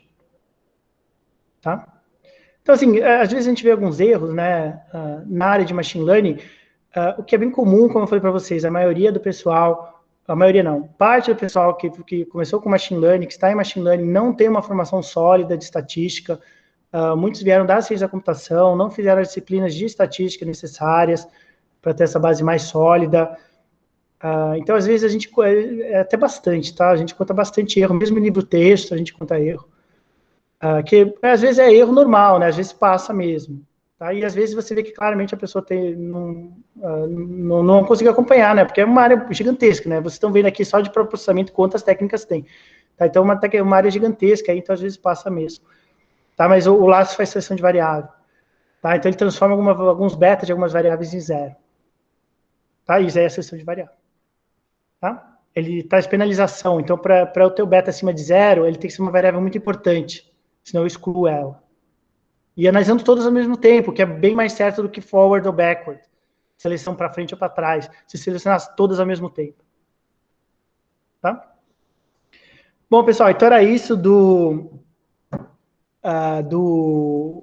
da discussão do post. Então, primeiro eu apresentei para vocês o que a gente faz no laboratório. Depois eu mostrei aí algumas outras opções que as pessoas têm usado, algumas não muito corretamente. Só para deixar claro para vocês que, como um de vocês perguntou, né, tem um gabarito? Não tem um gabarito. Pode fazer o que você quiser. O que a gente faz no laboratório é porque a gente vê na prática que é o que melhor funciona, mas não tem resposta certa, errada, né, tirando aquelas exemplos que eu coloquei para vocês. Tá? De ter algum vazamento de informação, vazamento do teste, tá? E basicamente isso, né? Ou você ter variáveis irrelevantes, associações espúrias, tá? Mas não tem um checklist, na verdade. Tá? Você pode usar qualquer uma dessas técnicas aí que foram colocadas. Algumas melhores, outras piores, mas não torna errado. Isso é importante, não torna errado. Não é ideal. Não vai ser uma predição muito boa, às vezes, mas não torna errado. A maioria dessas técnicas. Certo? Então, eu vou passar para vocês agora. Só terminando aqui de novo. Podemos terminar aqui sem agradecer aí toda a equipe. Obrigado, Mariane, que fez os slides. O André, que era postdoc do laboratório e agora é professor do INSPER de ciência de dados. Também ajudou aqui nessas partes, ajudou agora no código que eu vou mostrar para vocês. Então, de novo, esse é o nosso site, meu Twitter pessoal. Aqui o Instagram do laboratório. QR Code leva diretamente ao Instagram do laboratório. Tecnologia de ponta aqui. A Rochelle que fez, obrigado, Rochelle. E aqui o meu e-mail, se alguém tiver alguma dúvida. Tá, e agora eu vou mostrar para vocês um código de uma análise do início ao fim de Machine Learning. Tá? Só para vocês não terem essa... Né, às vezes cria muita ansiedade aí nos alunos, a gente indo parte por parte, sem nunca ver o todo. Né? Vamos ver o todo na aula de hoje, para você ter uma ideia assim, do que está por trás. Acho importante. A gente vai usar o Google Colab. Google Colab. Google Colaboratório. Tá? Então, o que é o Google Colaboratório? É uma interface que permite você rodar algoritmos no Python. Tá? E o que é muito importante é que não depende da qualidade da tua máquina, porque ele roda na nuvem do Google. Tá? Então, a gente usa muito para dar aula de Machine Learning. Tá? Por quê? Porque se eu for botar para vocês para rodarem no Python, cada um de vocês vai ter configurações diferentes na máquina de vocês. Tá? O que vai fazer que algumas coisas não rodem, outras deem mais erro, às vezes vocês não têm alguma biblioteca do Python. Então, como é que a gente vai fazer aqui sempre, né, na hora de dar aula de Machine Learning, usar o Google Colab. Tá? Então, depois procura aí no Google, entra no Google Colab, eu vou apresentar aqui para vocês, como eu falei, depois eu vou passar o código para vocês, mas eu quero fazer um geralzão aí para vocês, bem rapidamente, só para vocês terem uma ideia de uma análise de Machine Learning do início ao fim. Tá? Eu vou abrir um exemplo aqui de problema de regressão. Então, essa aqui vai ser a interface do Google Colab para rodar algoritmo de machine, né, na verdade, para rodar qualquer coisa no Python. Tá? Então, aqui é só os tópicos aqui da esquerda. Não recomendo que vocês façam isso agora, né? Por isso que eu nem passei o código, tá? Vão só seguindo visualmente, depois eu passo o código para vocês. Tá? Então, de novo, agradecer o André aí, que foi até recentemente pós-doc, laboratório, agora está no ISP. E o que a gente vai fazer? A gente vai rodar tudo para começar. E eu vou passando para vocês tudo que eu fiz aqui de Machine Learning. Tá? Então, eu vou, em ambiente de execução, executar tudo. Tá? Então, eu tenho o código aqui, a gente já vai passar o código, tá? Eu só vou executar tudo, porque aí vai ganhando tempo, porque tem alguns algoritmos que levam tempo para rodar. Então, vamos passando nosso código. Então, nossa primeira, né, conjunto de linhas de código, o que a gente normalmente faz quando a gente começa uma análise de Machine Learning, ou qualquer análise no Python, você tem que fazer um import, você tem que chamar as bibliotecas do Python. Então, o Python tem um monte de biblioteca, né? Então, o que é biblioteca? É um conjunto de funções para um fim específico. Tá? Então, você tem a biblioteca, por exemplo, o NumPy aqui, biblioteca para processamento numérico. Você tem o Pandas, biblioteca para processamento de planilhas. Você tem o Matplotlib, que é a biblioteca que faz gráficos.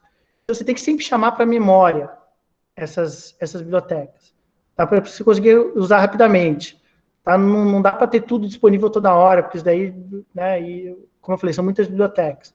Então, o que você fala antes? Né? A primeira coisa é falar, ó, eu vou usar essa biblioteca, e aqui você já coloca asNP, você já faz uma redução no nome dessa biblioteca. Então, daqui para frente, sempre quando eu chamar NP, ele vai saber que é a biblioteca NumPy, que é uma biblioteca de processamento numérico. Tá? Então, outra coisa aqui, para quem não conhece programação, de novo, precisa aprender programação, tá? Façam esses cursos, a avaliação da disciplina vai ser teórica. Tá? Desculpa, vai ser prática. Tá? E como eu falei, tem que aprender essas ferramentas. Né? Eu não vou dar aula de Python, aqui é tudo ferramenta, mas tem que saber usar essas ferramentas. Tá? Então, como é que funciona em programação, né? No Python e no R também é assim. Quando você coloca um jogo na velha, deixa eu botar um zoom, né? Não sei se estão vendo direito. Aqui é zoom, isso aqui. Aqui. Onde que é o zoom? Você sabe onde é que é o zoom? Professor, se você está usando o Chrome, segura o Ctrl e rola o mouse que ele aumenta. Vai aqui dentro? Vai aqui dentro, sim. Foi, obrigado. Tá, então, como que vai ficar mais para lá, né? Mas tudo bem. Então tá, então, e a gente foi, o que eu estou fazendo? Estou chamando as bibliotecas, né? NumPy, Pandas, não sei o quê, Matplotlib, Seaborn, etc. Tá, e depois vocês olhem com calma aqui. Então, o que é depois jogo da velha? É comentário. Tá? Então, quando você faz algum programinha, né? Você escreve algum código, normalmente você comenta o teu código. Tá? E aí você já avisa com o jogo da velha para o algoritmo não ler isso como código. Tá? Isso é um comentário para você próprio. Para você não esquecer o que essa linha significa, o que essa linha está fazendo. Tá? E é muito importante de programação que a gente esquece. Tá? Então é impressionante como a gente esquece o que cada coisa significa. Se você escreve um código, que há 2 semanas você não faz ideia assim, do que cada linha significa. Então é sempre bom comentar o teu código, até para o teu futuro, para quando você for reutilizar, como eu falei, a gente reutiliza muito o nosso próprio código. Dos outros é complicado reutilizar dos outros, tá? Não recomendo, acho que leva mais tempo. Mas o seu sim, porque aí você já escreveu do teu jeito, já comentou do teu jeito, já entende o que está ali. Então o seu código o seu próprio código a gente reutiliza muito. Então depois vejo aqui com detalhes, mas isso daqui é basicamente a gente puxando, a gente chamando as bibliotecas e aqui definindo o tipo de gráfico que a gente vai pedir para ele fazer. Tá? Definimos o estilo dos gráficos. Tá? Então, eu vou passar aqui, tem alguns detalhes aqui que depois vocês olham com calma. O importante, eu queria que na aula de hoje vocês entendessem, em geral, assim, por alto, o desenvolvimento de algoritmo do início ao fim. Tá? Aqui, semente é uma coisa importante. Muitas das coisas que nós fazemos em machine learning tem muito sorteio por trás. Tá? Por exemplo, dividir treino e teste, 70-30. Tem que sortear 70 para um lado, 30 para o outro. Tá? E aí você tem que ter uma regra para o sorteio. Sorteio tem regras. Tá? E aí você tem várias regras possíveis. E aí esse random seed. Tá? Aí você bota um número aqui, qualquer número. Tá? 42, em geral, né, em computação se usa muito 42, é o segredo da vida, né, segundo o Guia dos Mochileiros da Galáxia. Então a gente usa 42 como padrão, assim, só para as pessoas não ficarem testando várias regras de sorteio até dar o resultado que elas querem, né? Então, ciência de dados a gente usa bastante 42. Tá? É cheio de piadinha a área de ciência de dados, né? O próprio Python é uma piadinha com o Monty Python, com a série inglesa de comédia. Tá? E ele tem algumas piadinhas dentro dele do Monty Python também. De humor duvidoso, mas humor nerds. E aí, só para ignorar os warnings, então warning não é erro. Tá? Então, warning, às vezes, alguns algoritmos, algumas análises, eles dão alguns warnings que, na verdade, são uns avisos, mas não é o erro. Então, a gente simplesmente vai tirar esses warnings, que são meio chatos. Então, e aí, importante também outras variáveis. Tá? Então, vai ser um problema de regressão. Então, lembrando, o que é o problema de regressão em machine learning? Então, machine learning, na área supervisionada, tem dois grandes problemas. Problemas de classificação e problemas de regressão. Tá? Então, vocês têm que se desapegar ao significado de regressão que vem da inferência, né, que são regressão logística, regressão linear. Para machine learning, regressão é predição de número contínuo. Tá? Quero predizer um valor. Enquanto classificação é predizer uma categoria. Tá? As técnicas e as estratégias são muito parecidas. Os algoritmos são basicamente os mesmos. Porém, a forma de você medir essa performance é diferente. Tá? Então, você quer medir a performance, o algoritmo está acertando ou não. Quando você quer medir um número versus medir uma categoria, é diferente. Tá? O que é considerado erro para um número é diferente do que é considerado erro para uma categoria. Tá? Então, aqui a gente vai ver rapidamente o problema de regressão. A gente vai predizer um valor contínuo. Nesse caso, a gente vai predizer qual a expectativa de vida das cidades brasileiras. Qual a expectativa de vida dos municípios brasileiros, dada a sua situação socioeconômica. Então, dada a situação socioeconômica do município, no Brasil temos 5.565, no último censo, 2010. Dada a situação socioeconômica do município, qual é a sua expectativa de vida? Tá? Então, vamos começar aqui. Então, aqui a gente só busca, né? De novo, chamando só mais uma análise. Aí a gente vai fazer o quê? A gente vai, em primeiro lugar, puxar o banco de dados. Tá? Então, o banco de dados está em CSV, né? Como a Separated Values, né? Na forma de uma planilha mais leve. Então, nós simplesmente vamos baixar esse banco de dados, né? E vamos chamar ele de banco. Então, a gente fala banco igual, vou criar um objeto chamado banco, que é igual. Aí eu aviso qual biblioteca eu vou usar, que é o Pandas, que nós abreviamos lá atrás por PD, e aí o comando é read CSV, ler o CSV, e eu coloco o endereço, mas posso colocar algo dentro do meu computador também. Então eu falo, ó, puxa aqui que você vai encontrar o teu banco de dados, tá? Que eu vou usar. Tá? E aí eu peço aqui o primeiro comando, que é esse daí que eu chamei de banco de dados, me dá um resumão desse banco de dados. Então, banco.info. Tá? E aqui tem o resumo das minhas variáveis. Então, tem a variável código do município, a população, a expectativa de vida, proporção de idosos, proporção de mulheres, nascimento per capita, etc. Tá? Tenho muitas variáveis aqui que eu vou querer usá-las para predizer qual é a expectativa de vida do município, de cada município brasileiro. Tá? Então, o que eu vou fazer de pré-processamento? Então, um pré-processamento específico para esse problema. Nós temos municípios muito pequenos no Brasil, tá? Muito pequenos mesmo, que aí você leva uma alta variabilidade randômica, aleatória. Tá? Então, o que eu vou fazer aqui? Eu vou pegar só municípios com mais de 10 mil habitantes. Tá? Então, eu vou simplesmente retirar os municípios que têm menos de 10 mil habitantes para evitar essa variação aleatória, que não vai ser muito bem predizível. Eu peço aqui um describe. Vamos ver o meu banco de dados. Então, sobraram, count, 3.052, 2 municípios com mais que 10 mil habitantes, e tem as médias, o desvio padrão, valor mínimo, a mediana, valor máximo de cada uma das variáveis que eu tenho.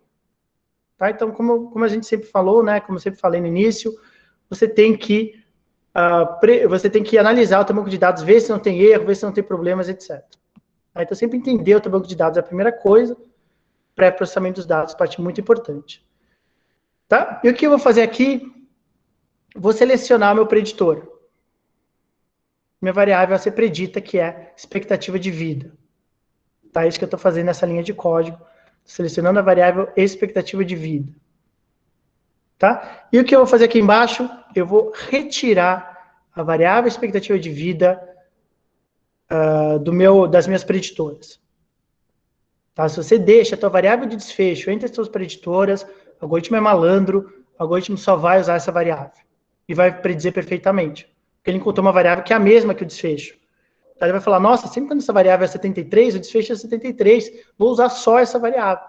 Obviamente, um caso de vazamento de dados. Tá? Aqui, eu vou dividir o meu banco em treino e teste. Tá? Então, antes de começar a pré-processar de fato as variáveis, eu tenho que fazer essa divisão de treino e teste. Então, treino, lembrando, é os dados que o algoritmo vai usar para aprender, e teste é onde a gente vai testar a qualidade do algoritmo. Tem que esconder esse 30%. Tá? E aqui eu só checo se deu certo. Aí eu pergunto quantas pessoas tem e quantas variáveis tem no treino e no teste. Ele fala, ó, tem 2.136 municípios no treino, 22 variáveis, e para o teste ficou 916 municípios e 22 variáveis. Tá? E agora eu começo de fato para processamento dos dados, depois que eu dividi em treino e teste. Tá? Bom, aqui é só para eu ver que tipo de variável, então, integer, né, é valor inteiro, e float é valor contínuo. A gente vai ver que todas as variáveis são contínuas aqui que a gente tem. Tá? O float, 64. Tá? Aqui, eu vou remover uma variável, que é o código do município. Tá? O número do município. No princípio, não seria uma variável preditora relevante. Né? Como a gente sempre exclui também o número do paciente. Tá? Vamos excluir aqui. E vamos fazer uma análise de correlação aqui embaixo. Vamos ver entre as variáveis preditoras, quais estão mais fortemente correlacionadas. Tá? E para isso a gente fez esse gráfico aqui, que mostra, né, a correlação das variáveis. E nós vemos que nenhuma variável tem mais correlação com alguma outra preditora acima de 75. Estão todas relativamente fracas. Tá? As que estão mais é 0,68, que é nível superior concluído, e... Vamos ver. 0,68, nível superior concluído e ensino médio concluído. Tá? Esperado ter uma correlação ali. Tá? Lugar com que as pessoas se formam muito no ensino médio, se formam muito também na faculdade. Tá? Em geral, você tem uma correlação, não é perfeito, 0,68, então a gente mantém essas duas informações. Mas, obviamente, existe uma relação entre as duas. Tá? Então, não vamos excluir nenhuma variável baseada na correlação. Tá? Aqui é só uma outra forma de analisar a correlação, tá? Uma forma mais clean. Tá? Aqui é uma outra questão que a gente não tem usado muito, que é ver a assimetria das variáveis. Então, alguns livros-textos, antigamente falavam disso, né? De excluir variáveis muito assimétricas, ou seja, variáveis que estão muito aqui nessa distribuição de dados, de repente, tem alguns valores muito distantes, elas não são, né, são nada normais, assim, né, no sentido estatístico. Daí é que você consegue ver, você consegue decidir se tem alguma variável que tem muita simetria. Tá? Então, muitos valores muito baixos, muitos valores muito altos, né? Tá? Em geral, o algoritmo prefere variável meio que normal, com uma distribuição meio normal, mas também não é uma coisa extremamente importante. Variância é importante. Tá? Então, lembrando, variância é aquela questão de ter variáveis com variância nula, ou seja, todas têm o mesmo valor. É uma variável irrelevante para a predição, se todas as pessoas têm o mesmo valor dessa variável. Tá? Então, aqui ajuda a identificar esse código aqui, depois veja, né, ele tá bem documentado, que te ajuda aqui a ver E aqui, especificamente, na sequência, é perguntar se tem alguma variável com variância zero. Ele fala que não tem. Tá? Só usando esse código aqui, ele fala que não tem. Aqui outra coisa importante que nós vimos é a questão da padronização. Tá? Vamos usar o standard scaler só com dados do treino, xtrain, xtrain. Tá? Vamos só usar dados de treino para transformar aquelas variáveis que nós vimos lá atrás em dados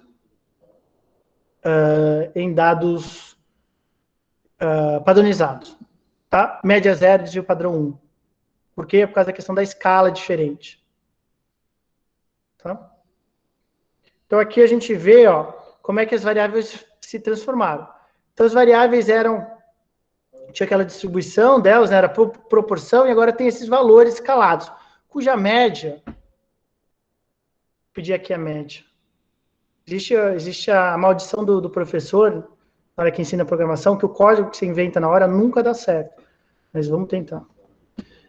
Xtrain median. Não, average. A média mediana, né? Como é que é? A min. E vamos rodar aqui.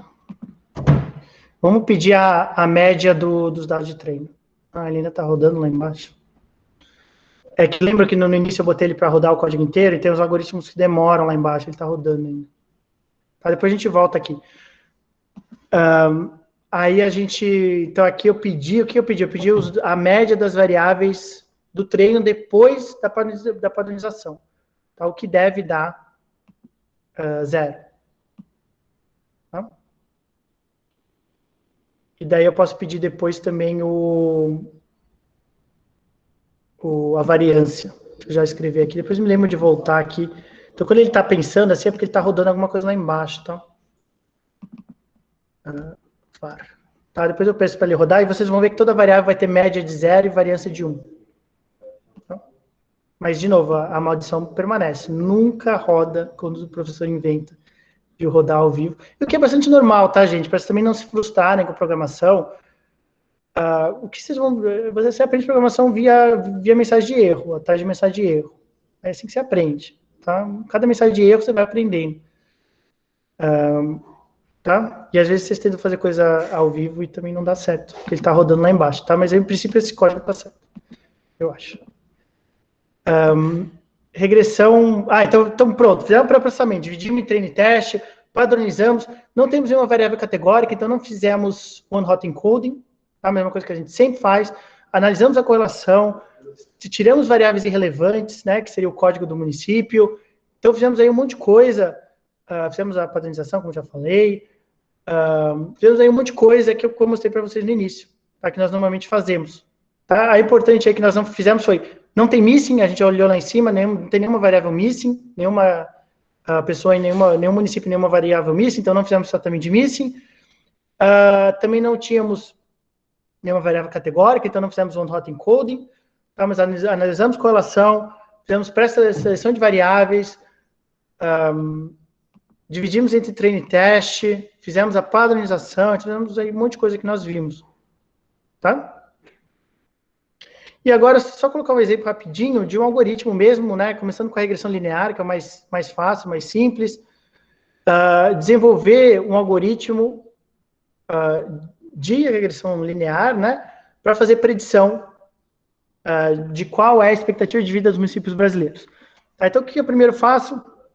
Eu preciso fazer o fit, tá? Que é o que? Treinamento do algoritmo. Então, eu falo para ele, o dado de X é o X-train, que eu já dividi lá em cima, e a tua predição é o Y-train, o nosso outcome do treino, sempre no treino. Ele vai aprender no treino. Tá? Aí eu falo para ele, em primeiro lugar, né, treina esse algoritmo, não tem hiperparâmetro, por isso que é muito fácil a regressão linear. Nós vimos, né, rapidamente que é hiperparâmetro, mas vamos ver na próxima aula teórica mais a fundo o que é hiperparâmetro. Regressão linear não tem, então é só treinar e pedir para ele predizer. Predizer o quê? Onde? No teste. Tá? Então ele aprendeu com o treino, ele tinha uma resposta de X e tinha a resposta de Y no treino, agora a gente falou, tudo que você aprendeu ali, que no caso da regressão linear, acho que todos vocês sabem, é um conjunto de betas, com correlação aditiva e linear. Então, ele aprendeu ali os betas. A gente falou, agora eu vou trazer os dados de teste, os meus 30%. Você tem que predizer usando esses betas aí que você aprendeu. Tá? E ele conseguiu esse resultado. Então, root mean squared error, que a gente vai ver na aula de... Então, de novo, aqui é só um overview para vocês terem esse gostinho do que é desenvolver um algoritmo do início ao fim. Root mean squared error, raiz quadrada do erro quadrático médio. Então, ele errou, né, de certa forma, em média, 1,44 ano, tá? Bem pouco. Então, e o R quadrado 0,73, ou seja, tem uma alta performance preditiva. A gente consegue ver quais os coeficientes que ele usou, tá? Quais são os betas, os principais betas. Então, o que ele usou bastante? Proporção de brancos do município. Tá? No Brasil, um alto indicador de nível socioeconômico. Tá? É a pessoa branca que tem alta expectativa de vida, não necessariamente é causal a raça, tá? Mas é um mediador. Tá? No Brasil, diferenças socioeconômicas, segundo raça, são muito grandes. Então, o algoritmo ele aprendeu isso. Ele aprendeu que quando você tem muitos brancos, né, provavelmente você tem nível socioeconômico maior, você tem maior expectativa de vida. Segunda coisa que ele mais usou, nível superior concluído. Outra coisa que aumenta bastante a expectativa de vida. Tá? Vamos ver o que ele usou pouco. Número de nascimentos per capita, de fato. Não esperávamos... não, peraí, porque aqui é negativo, né? Então a gente tem que pegar os números mais parecidos a zero. Se a pessoa trabalha em outro município, ele não achou muito relevante. Se a pessoa reside há menos que 10 anos no município, também não achou muito relevante. Tá? Então, assim, de fato, variáveis que a gente não esperaria que fossem tão relevantes mesmo. Tá? A gente esperaria muito mais nível socioeconômico. Né? Como é que a gente mede nível socioeconômico no Brasil?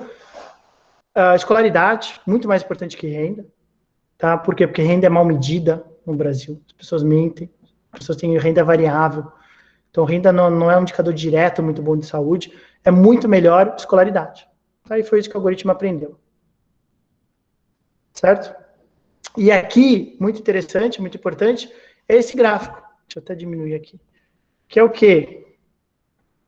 Que é a predição do algoritmo no Y. Qual que é o algoritmo? Então, lembra, daqui é dados de teste.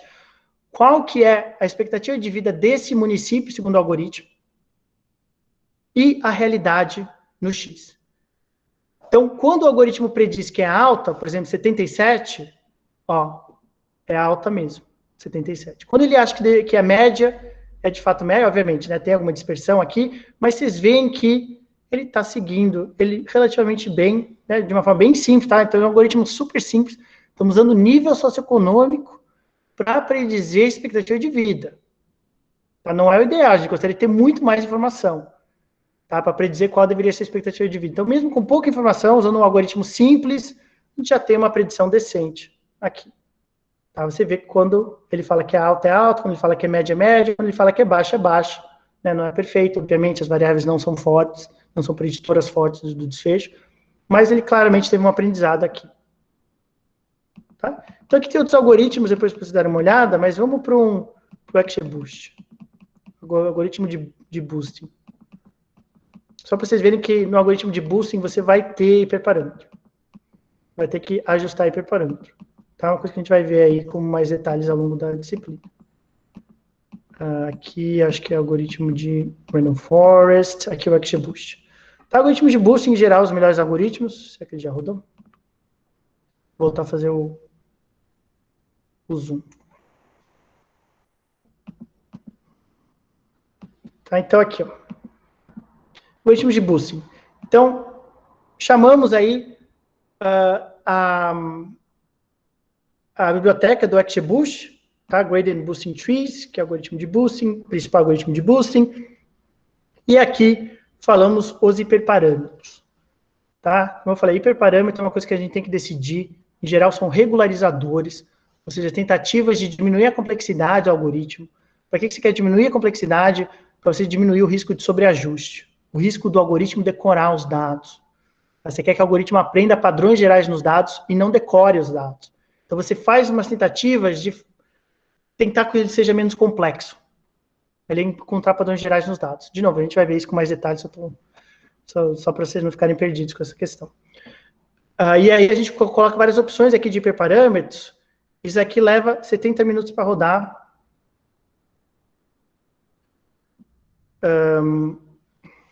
E aqui... por que aqui não rodou? Aqui não rodou, acho que por causa disso. Acho que faltou colocar...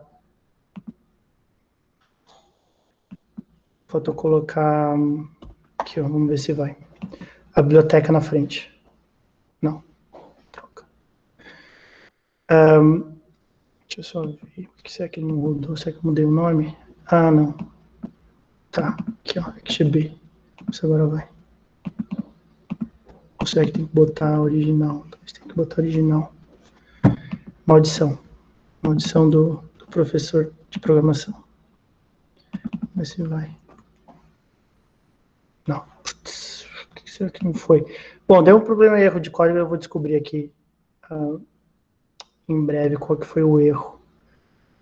Nossa, mas XGBoost rodou. Eu importei. Pode falar. Acho que dá um import no XGBoost total ali, professor. O senhor está importando só o regressor e lá embaixo você está usando o pacote inteiro. Então import XGBoost aí só e aquela linha vai rodar, provavelmente. Peraí que agora eu esqueci como é que se escreve. Import... Qual que é? XGBoost? Chama em minúsculo. Import XGBoost. Tá, agora.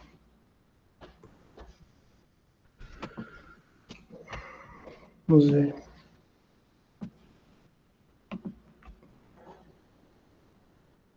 Não. Será que... Tá. Grid search not defined. Onde é que eu defini isso? Tá. XGBoost.gridsearch, peraí. Separei. XGBoost. Não. Bom, logo esse que eu ia mostrar, os de cima rodaram. Vou pegar algum de cima, vou pegar o Random Force. Eu chamei de XGB. XGB.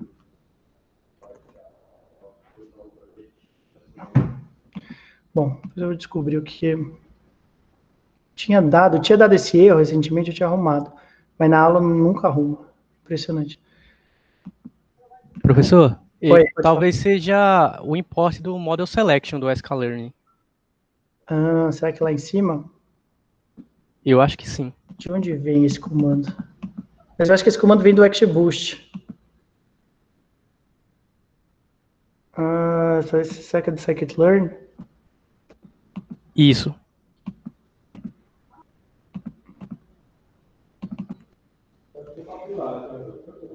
Não. Porque o scikit-learn eu já chamei. Será que falta chamar o scikit-learn? Acho que não, né? Acho que eu chamei lá em cima já. Bom, Eu acho que falta chamar o grid search. Aí você colocaria import sklearn e importaria o grid search. Model Selection. O autor importou só um pedaço. Só um pedaço da biblioteca.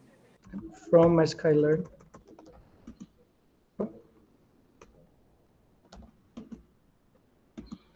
Import esse aqui. Será que eu apaguei alguma coisa lá em cima? Pode ser também. Name sklearn is not defined.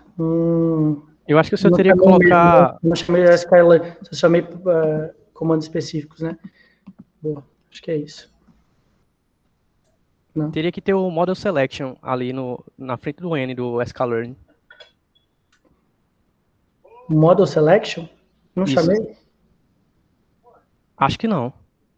Bom, eu vou tentar descobrir isso e daí eu passo para vocês o já corrigido, tá? Na verdade, eu tinha isso já corrigido. Bom, então vamos passar... Professor, isso aqui é aula mesmo, porque a vida como ela é. É a vida, é verdade. É verdade, exatamente. Então, ó, lição de vida aí. Tem algum pequeno problema de importar, ele fica reclamando aqui que não tem o sklearn. Professor, Oi. eu escrevi aqui no chat a linha que você teria que copiar e colar. Justamente o que estava falando o outro colega, Model Selection. Model Selection. É só isso, eu acho.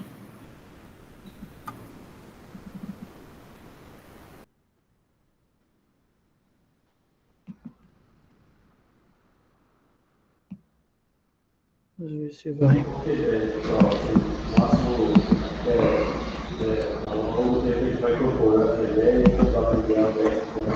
Será que só o Grid Search? Acho que foi, hein? Acho que foi. Legal. Obrigado, gente. Então, resolvido. Vou aproveitar e vou gravar aqui. Acho que isso aqui eu não consigo gravar, que está na conta do André. Vou aproveitar e salvar aqui. Ok. Obrigado, pessoal. Então, vida como ela é. Então, o que eu fiz aqui? Então, aqui em cima eu coloquei que a gente tem vários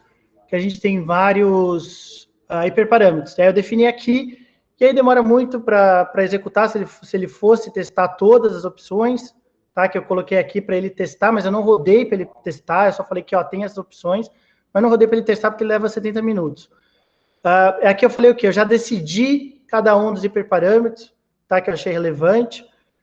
Na verdade, aqueles, né, os parâmetros que eu coloquei lá em cima, e eu falei, ó, roda com isso, ele foi lá, rodou com isso, e aí, agora vamos treinar o algoritmo, tá, ele definiu, na verdade, né, lá em cima ele definiu as melhores combinações, aqueles hiperparâmetros mais simples, e aqui ele vai fazer uma validação cruzada, coisa que a gente também vai ver aí nas próximas aulas, para chegar exatamente no melhor algoritmo possível, que demora um pouco para rodar. Se não tivesse dado aquele erro, a gente já teria rodado. Mas aqui ele está rodando, mas a gente já definiu o hiperparâmetro ali atrás. Então, veja que na regressão logística, na regressão linear, a gente não tinha hiperparâmetro. Aqui a gente tem, tá? Por exemplo, o máximo tamanho da árvore. A gente vai ver que algoritmos de boosting são algoritmos de árvores iterativas. Tá? E você tem um limite aqui que você tem colocado o tamanho da árvore. Tá? E daí eu já defini ali, ele está ajustando, está fazendo um fit do algoritmo, que está demorando um pouco. Caso tenha optado por modelo já definido. Tá? Então não quero rodar isso aí. Vamos já rodar o algoritmo aqui embaixo, em vez de ficar esperando ele terminar de rodar. Aqui eu já rodei, já defini os melhores hiperparâmetros, já selecionei como eu quero que ele dê os meus resultados, que é o erro quadrático médio, e ele me dá o resultado, que claramente ele sobreajustou o treino, mas no teste ele foi bem. Tá? Teve 1,28 de erro quadrático, raiz quadrada do erro quadrático médio, e o R quadrático foi bem alto, 0,76. Tá? A relação entre o que ele prediz e a realidade. Tá? Lembrando dados de teste. Tá? Então, só para dar um overview assim, meio que geral, então tudo roda, menos o algoritmo que eu queria mostrar para vocês. Mas com essa mudança ele já vai rodar, tá? E eu só queria voltar aqui para a gente revisar, lembra que tinha uma coisa que eu estava esperando rodar, que era a questão da padronização. Aqui, ó. Que aí eu pedi, só para a gente ver se os dados... Ó, aí eu pedi aqui, pedi duas coisas ao mesmo tempo, né? Parabéns. Então, aqui eu pedi para ele me falar qual que é a média, depois que eu padronizei os dados, cada variável. Ó, média 0. Aí eu vou pedir para ele a variância, depois de eu fazer a padronização, variância 1. Tá? Então, é uma coisa que a gente sempre faz no machine learning, fazer essa padronização. Tá? Então, só para checar, é sempre bom checar se deu certo. Certo? Então, vamos agora para falar um pouco do trabalho. Então, aqui, relembrando aqui nossos artigos para a próxima semana. Então, daqui para frente, toda quarta às 2 horas tem aula. Tá? Então, a gente não tem nenhum feriado de quarta. Tá? Então, toda quarta-feira, 2 horas tem aula. Então, próxima semana, a gente vai analisar 2 artigos. Sobre Data Set Shift e sobre o mito da generalização em Machine Learning. Opa, peraí que eu me perdi aqui. Tá? Já coloquei, já está no Moodle. Vejam, todo mundo tem acesso ao Moodle. A aula está lá. A Mariane, assim que a gente acabar aqui, ela vai colocar a aula no Moodle. Tá? E daí, então, assistam, para quem não assistiu a primeira aula, muito importante. E a aula de hoje, né, foi para processamento de dados. Então, próxima aula tem que analisar, né, analisar esses 2 artigos. Na aula seguinte, e trazer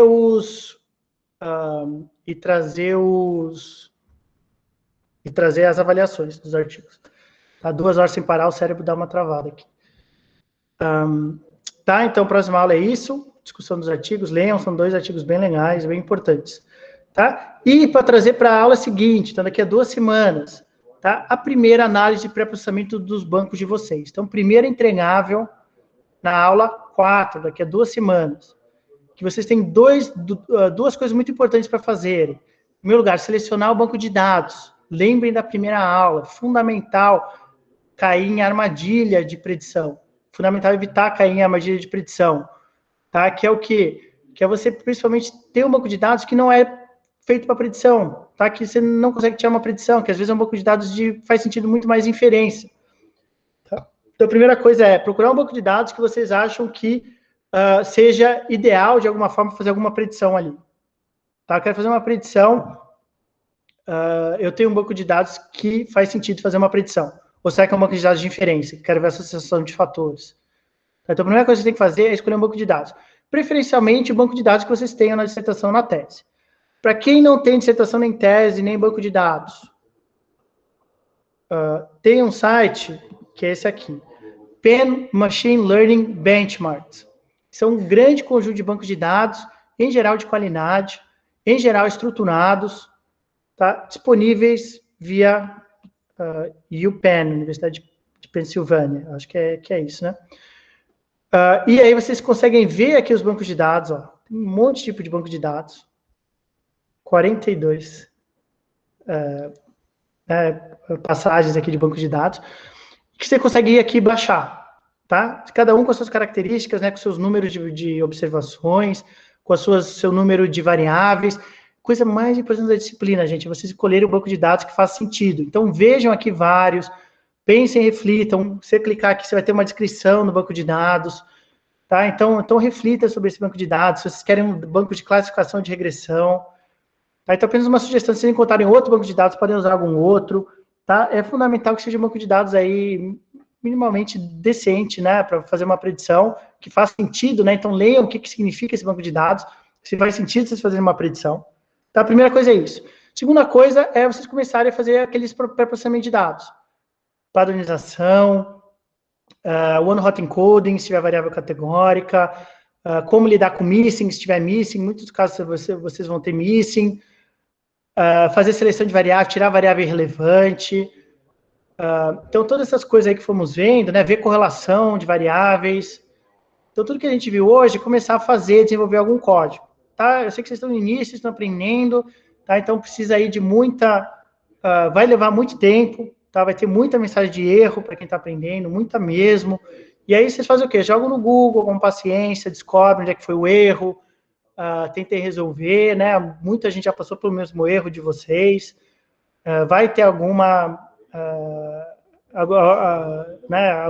ajuda online, né? O Stack Overflow, para vocês conseguirem resolver o problema do erro que deu para vocês. Tá? Então, assim, é tempo mesmo, gente, não tem outra história, não tem, ninguém nasce com talento para programação, não existe isso.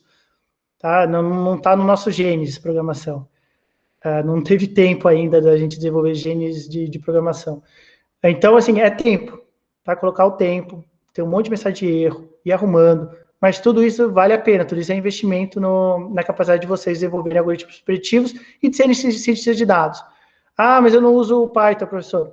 Como eu falei na primeira aula, em geral a área está convergindo para o Python. Tá? Então é muito importante vocês, como futuros cientistas de dados, saberem o Python e esse é o momento. Então tire as próximas semanas. Primeira coisa, pensar bem no banco de dados. Tá? E a segunda coisa é ir atrás de começar um pré-processamento. tá? Fazer uma descrição das variáveis, outra coisa importante, tá? Que a gente também viu. Então, descrever as variáveis, olhar a média, olhar a mediana, talvez fazer algum gráfico, se tiver interesse, tá? Tudo isso fundamental aí para né, um arsenal de competências de um cientista de dados. Alexandre. Oi. Não ficou claro para mim. Quando no seu caso eu optar por fazer múltipla imputação, eu só faço no treino ou faço em tudo? Você faz em tudo, mas só usando informação do treino. Tá? Então, o algoritmo que você desenvolver para predizer tem que ser só no treino. Não, eu estou falando, por exemplo, no meu banco de dados, vamos supor, fazer múltipla imputação para atividade física lá, que tem 30% que não tem informação. Eu faço aí vamos supor que desses 30%, eu dividi lá, que nem você falou. 30% para o treino e desses 30%, 15% ficou 50-50, 15% para cada lado. Mas antes de fazer essa separação, eu faço uma múltipla imputação para esses dados que está faltando em toda a amostra, ou só faço a múltipla imputação no treino do machine learning? Você faz em todas, mas você treina esse algoritmo de múltipla imputação, né? Você desenvolve essa múltipla imputação usando informação apenas do treino. Tá? E aí você joga isso para o teste, tá? Você não pode ter você não pode olhar para os dados de teste.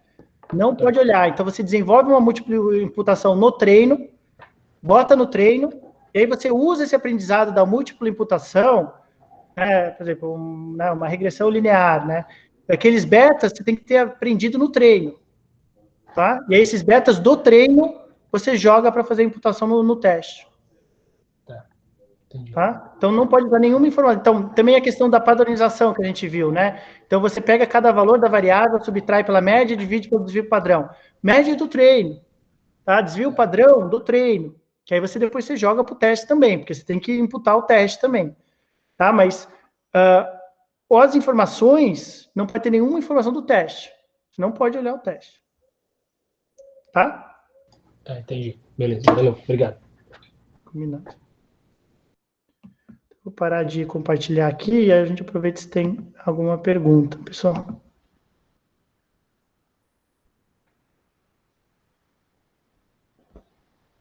Min, é verdade. Demorei para pegar o Min. Certo? Mais alguma pergunta, pessoal?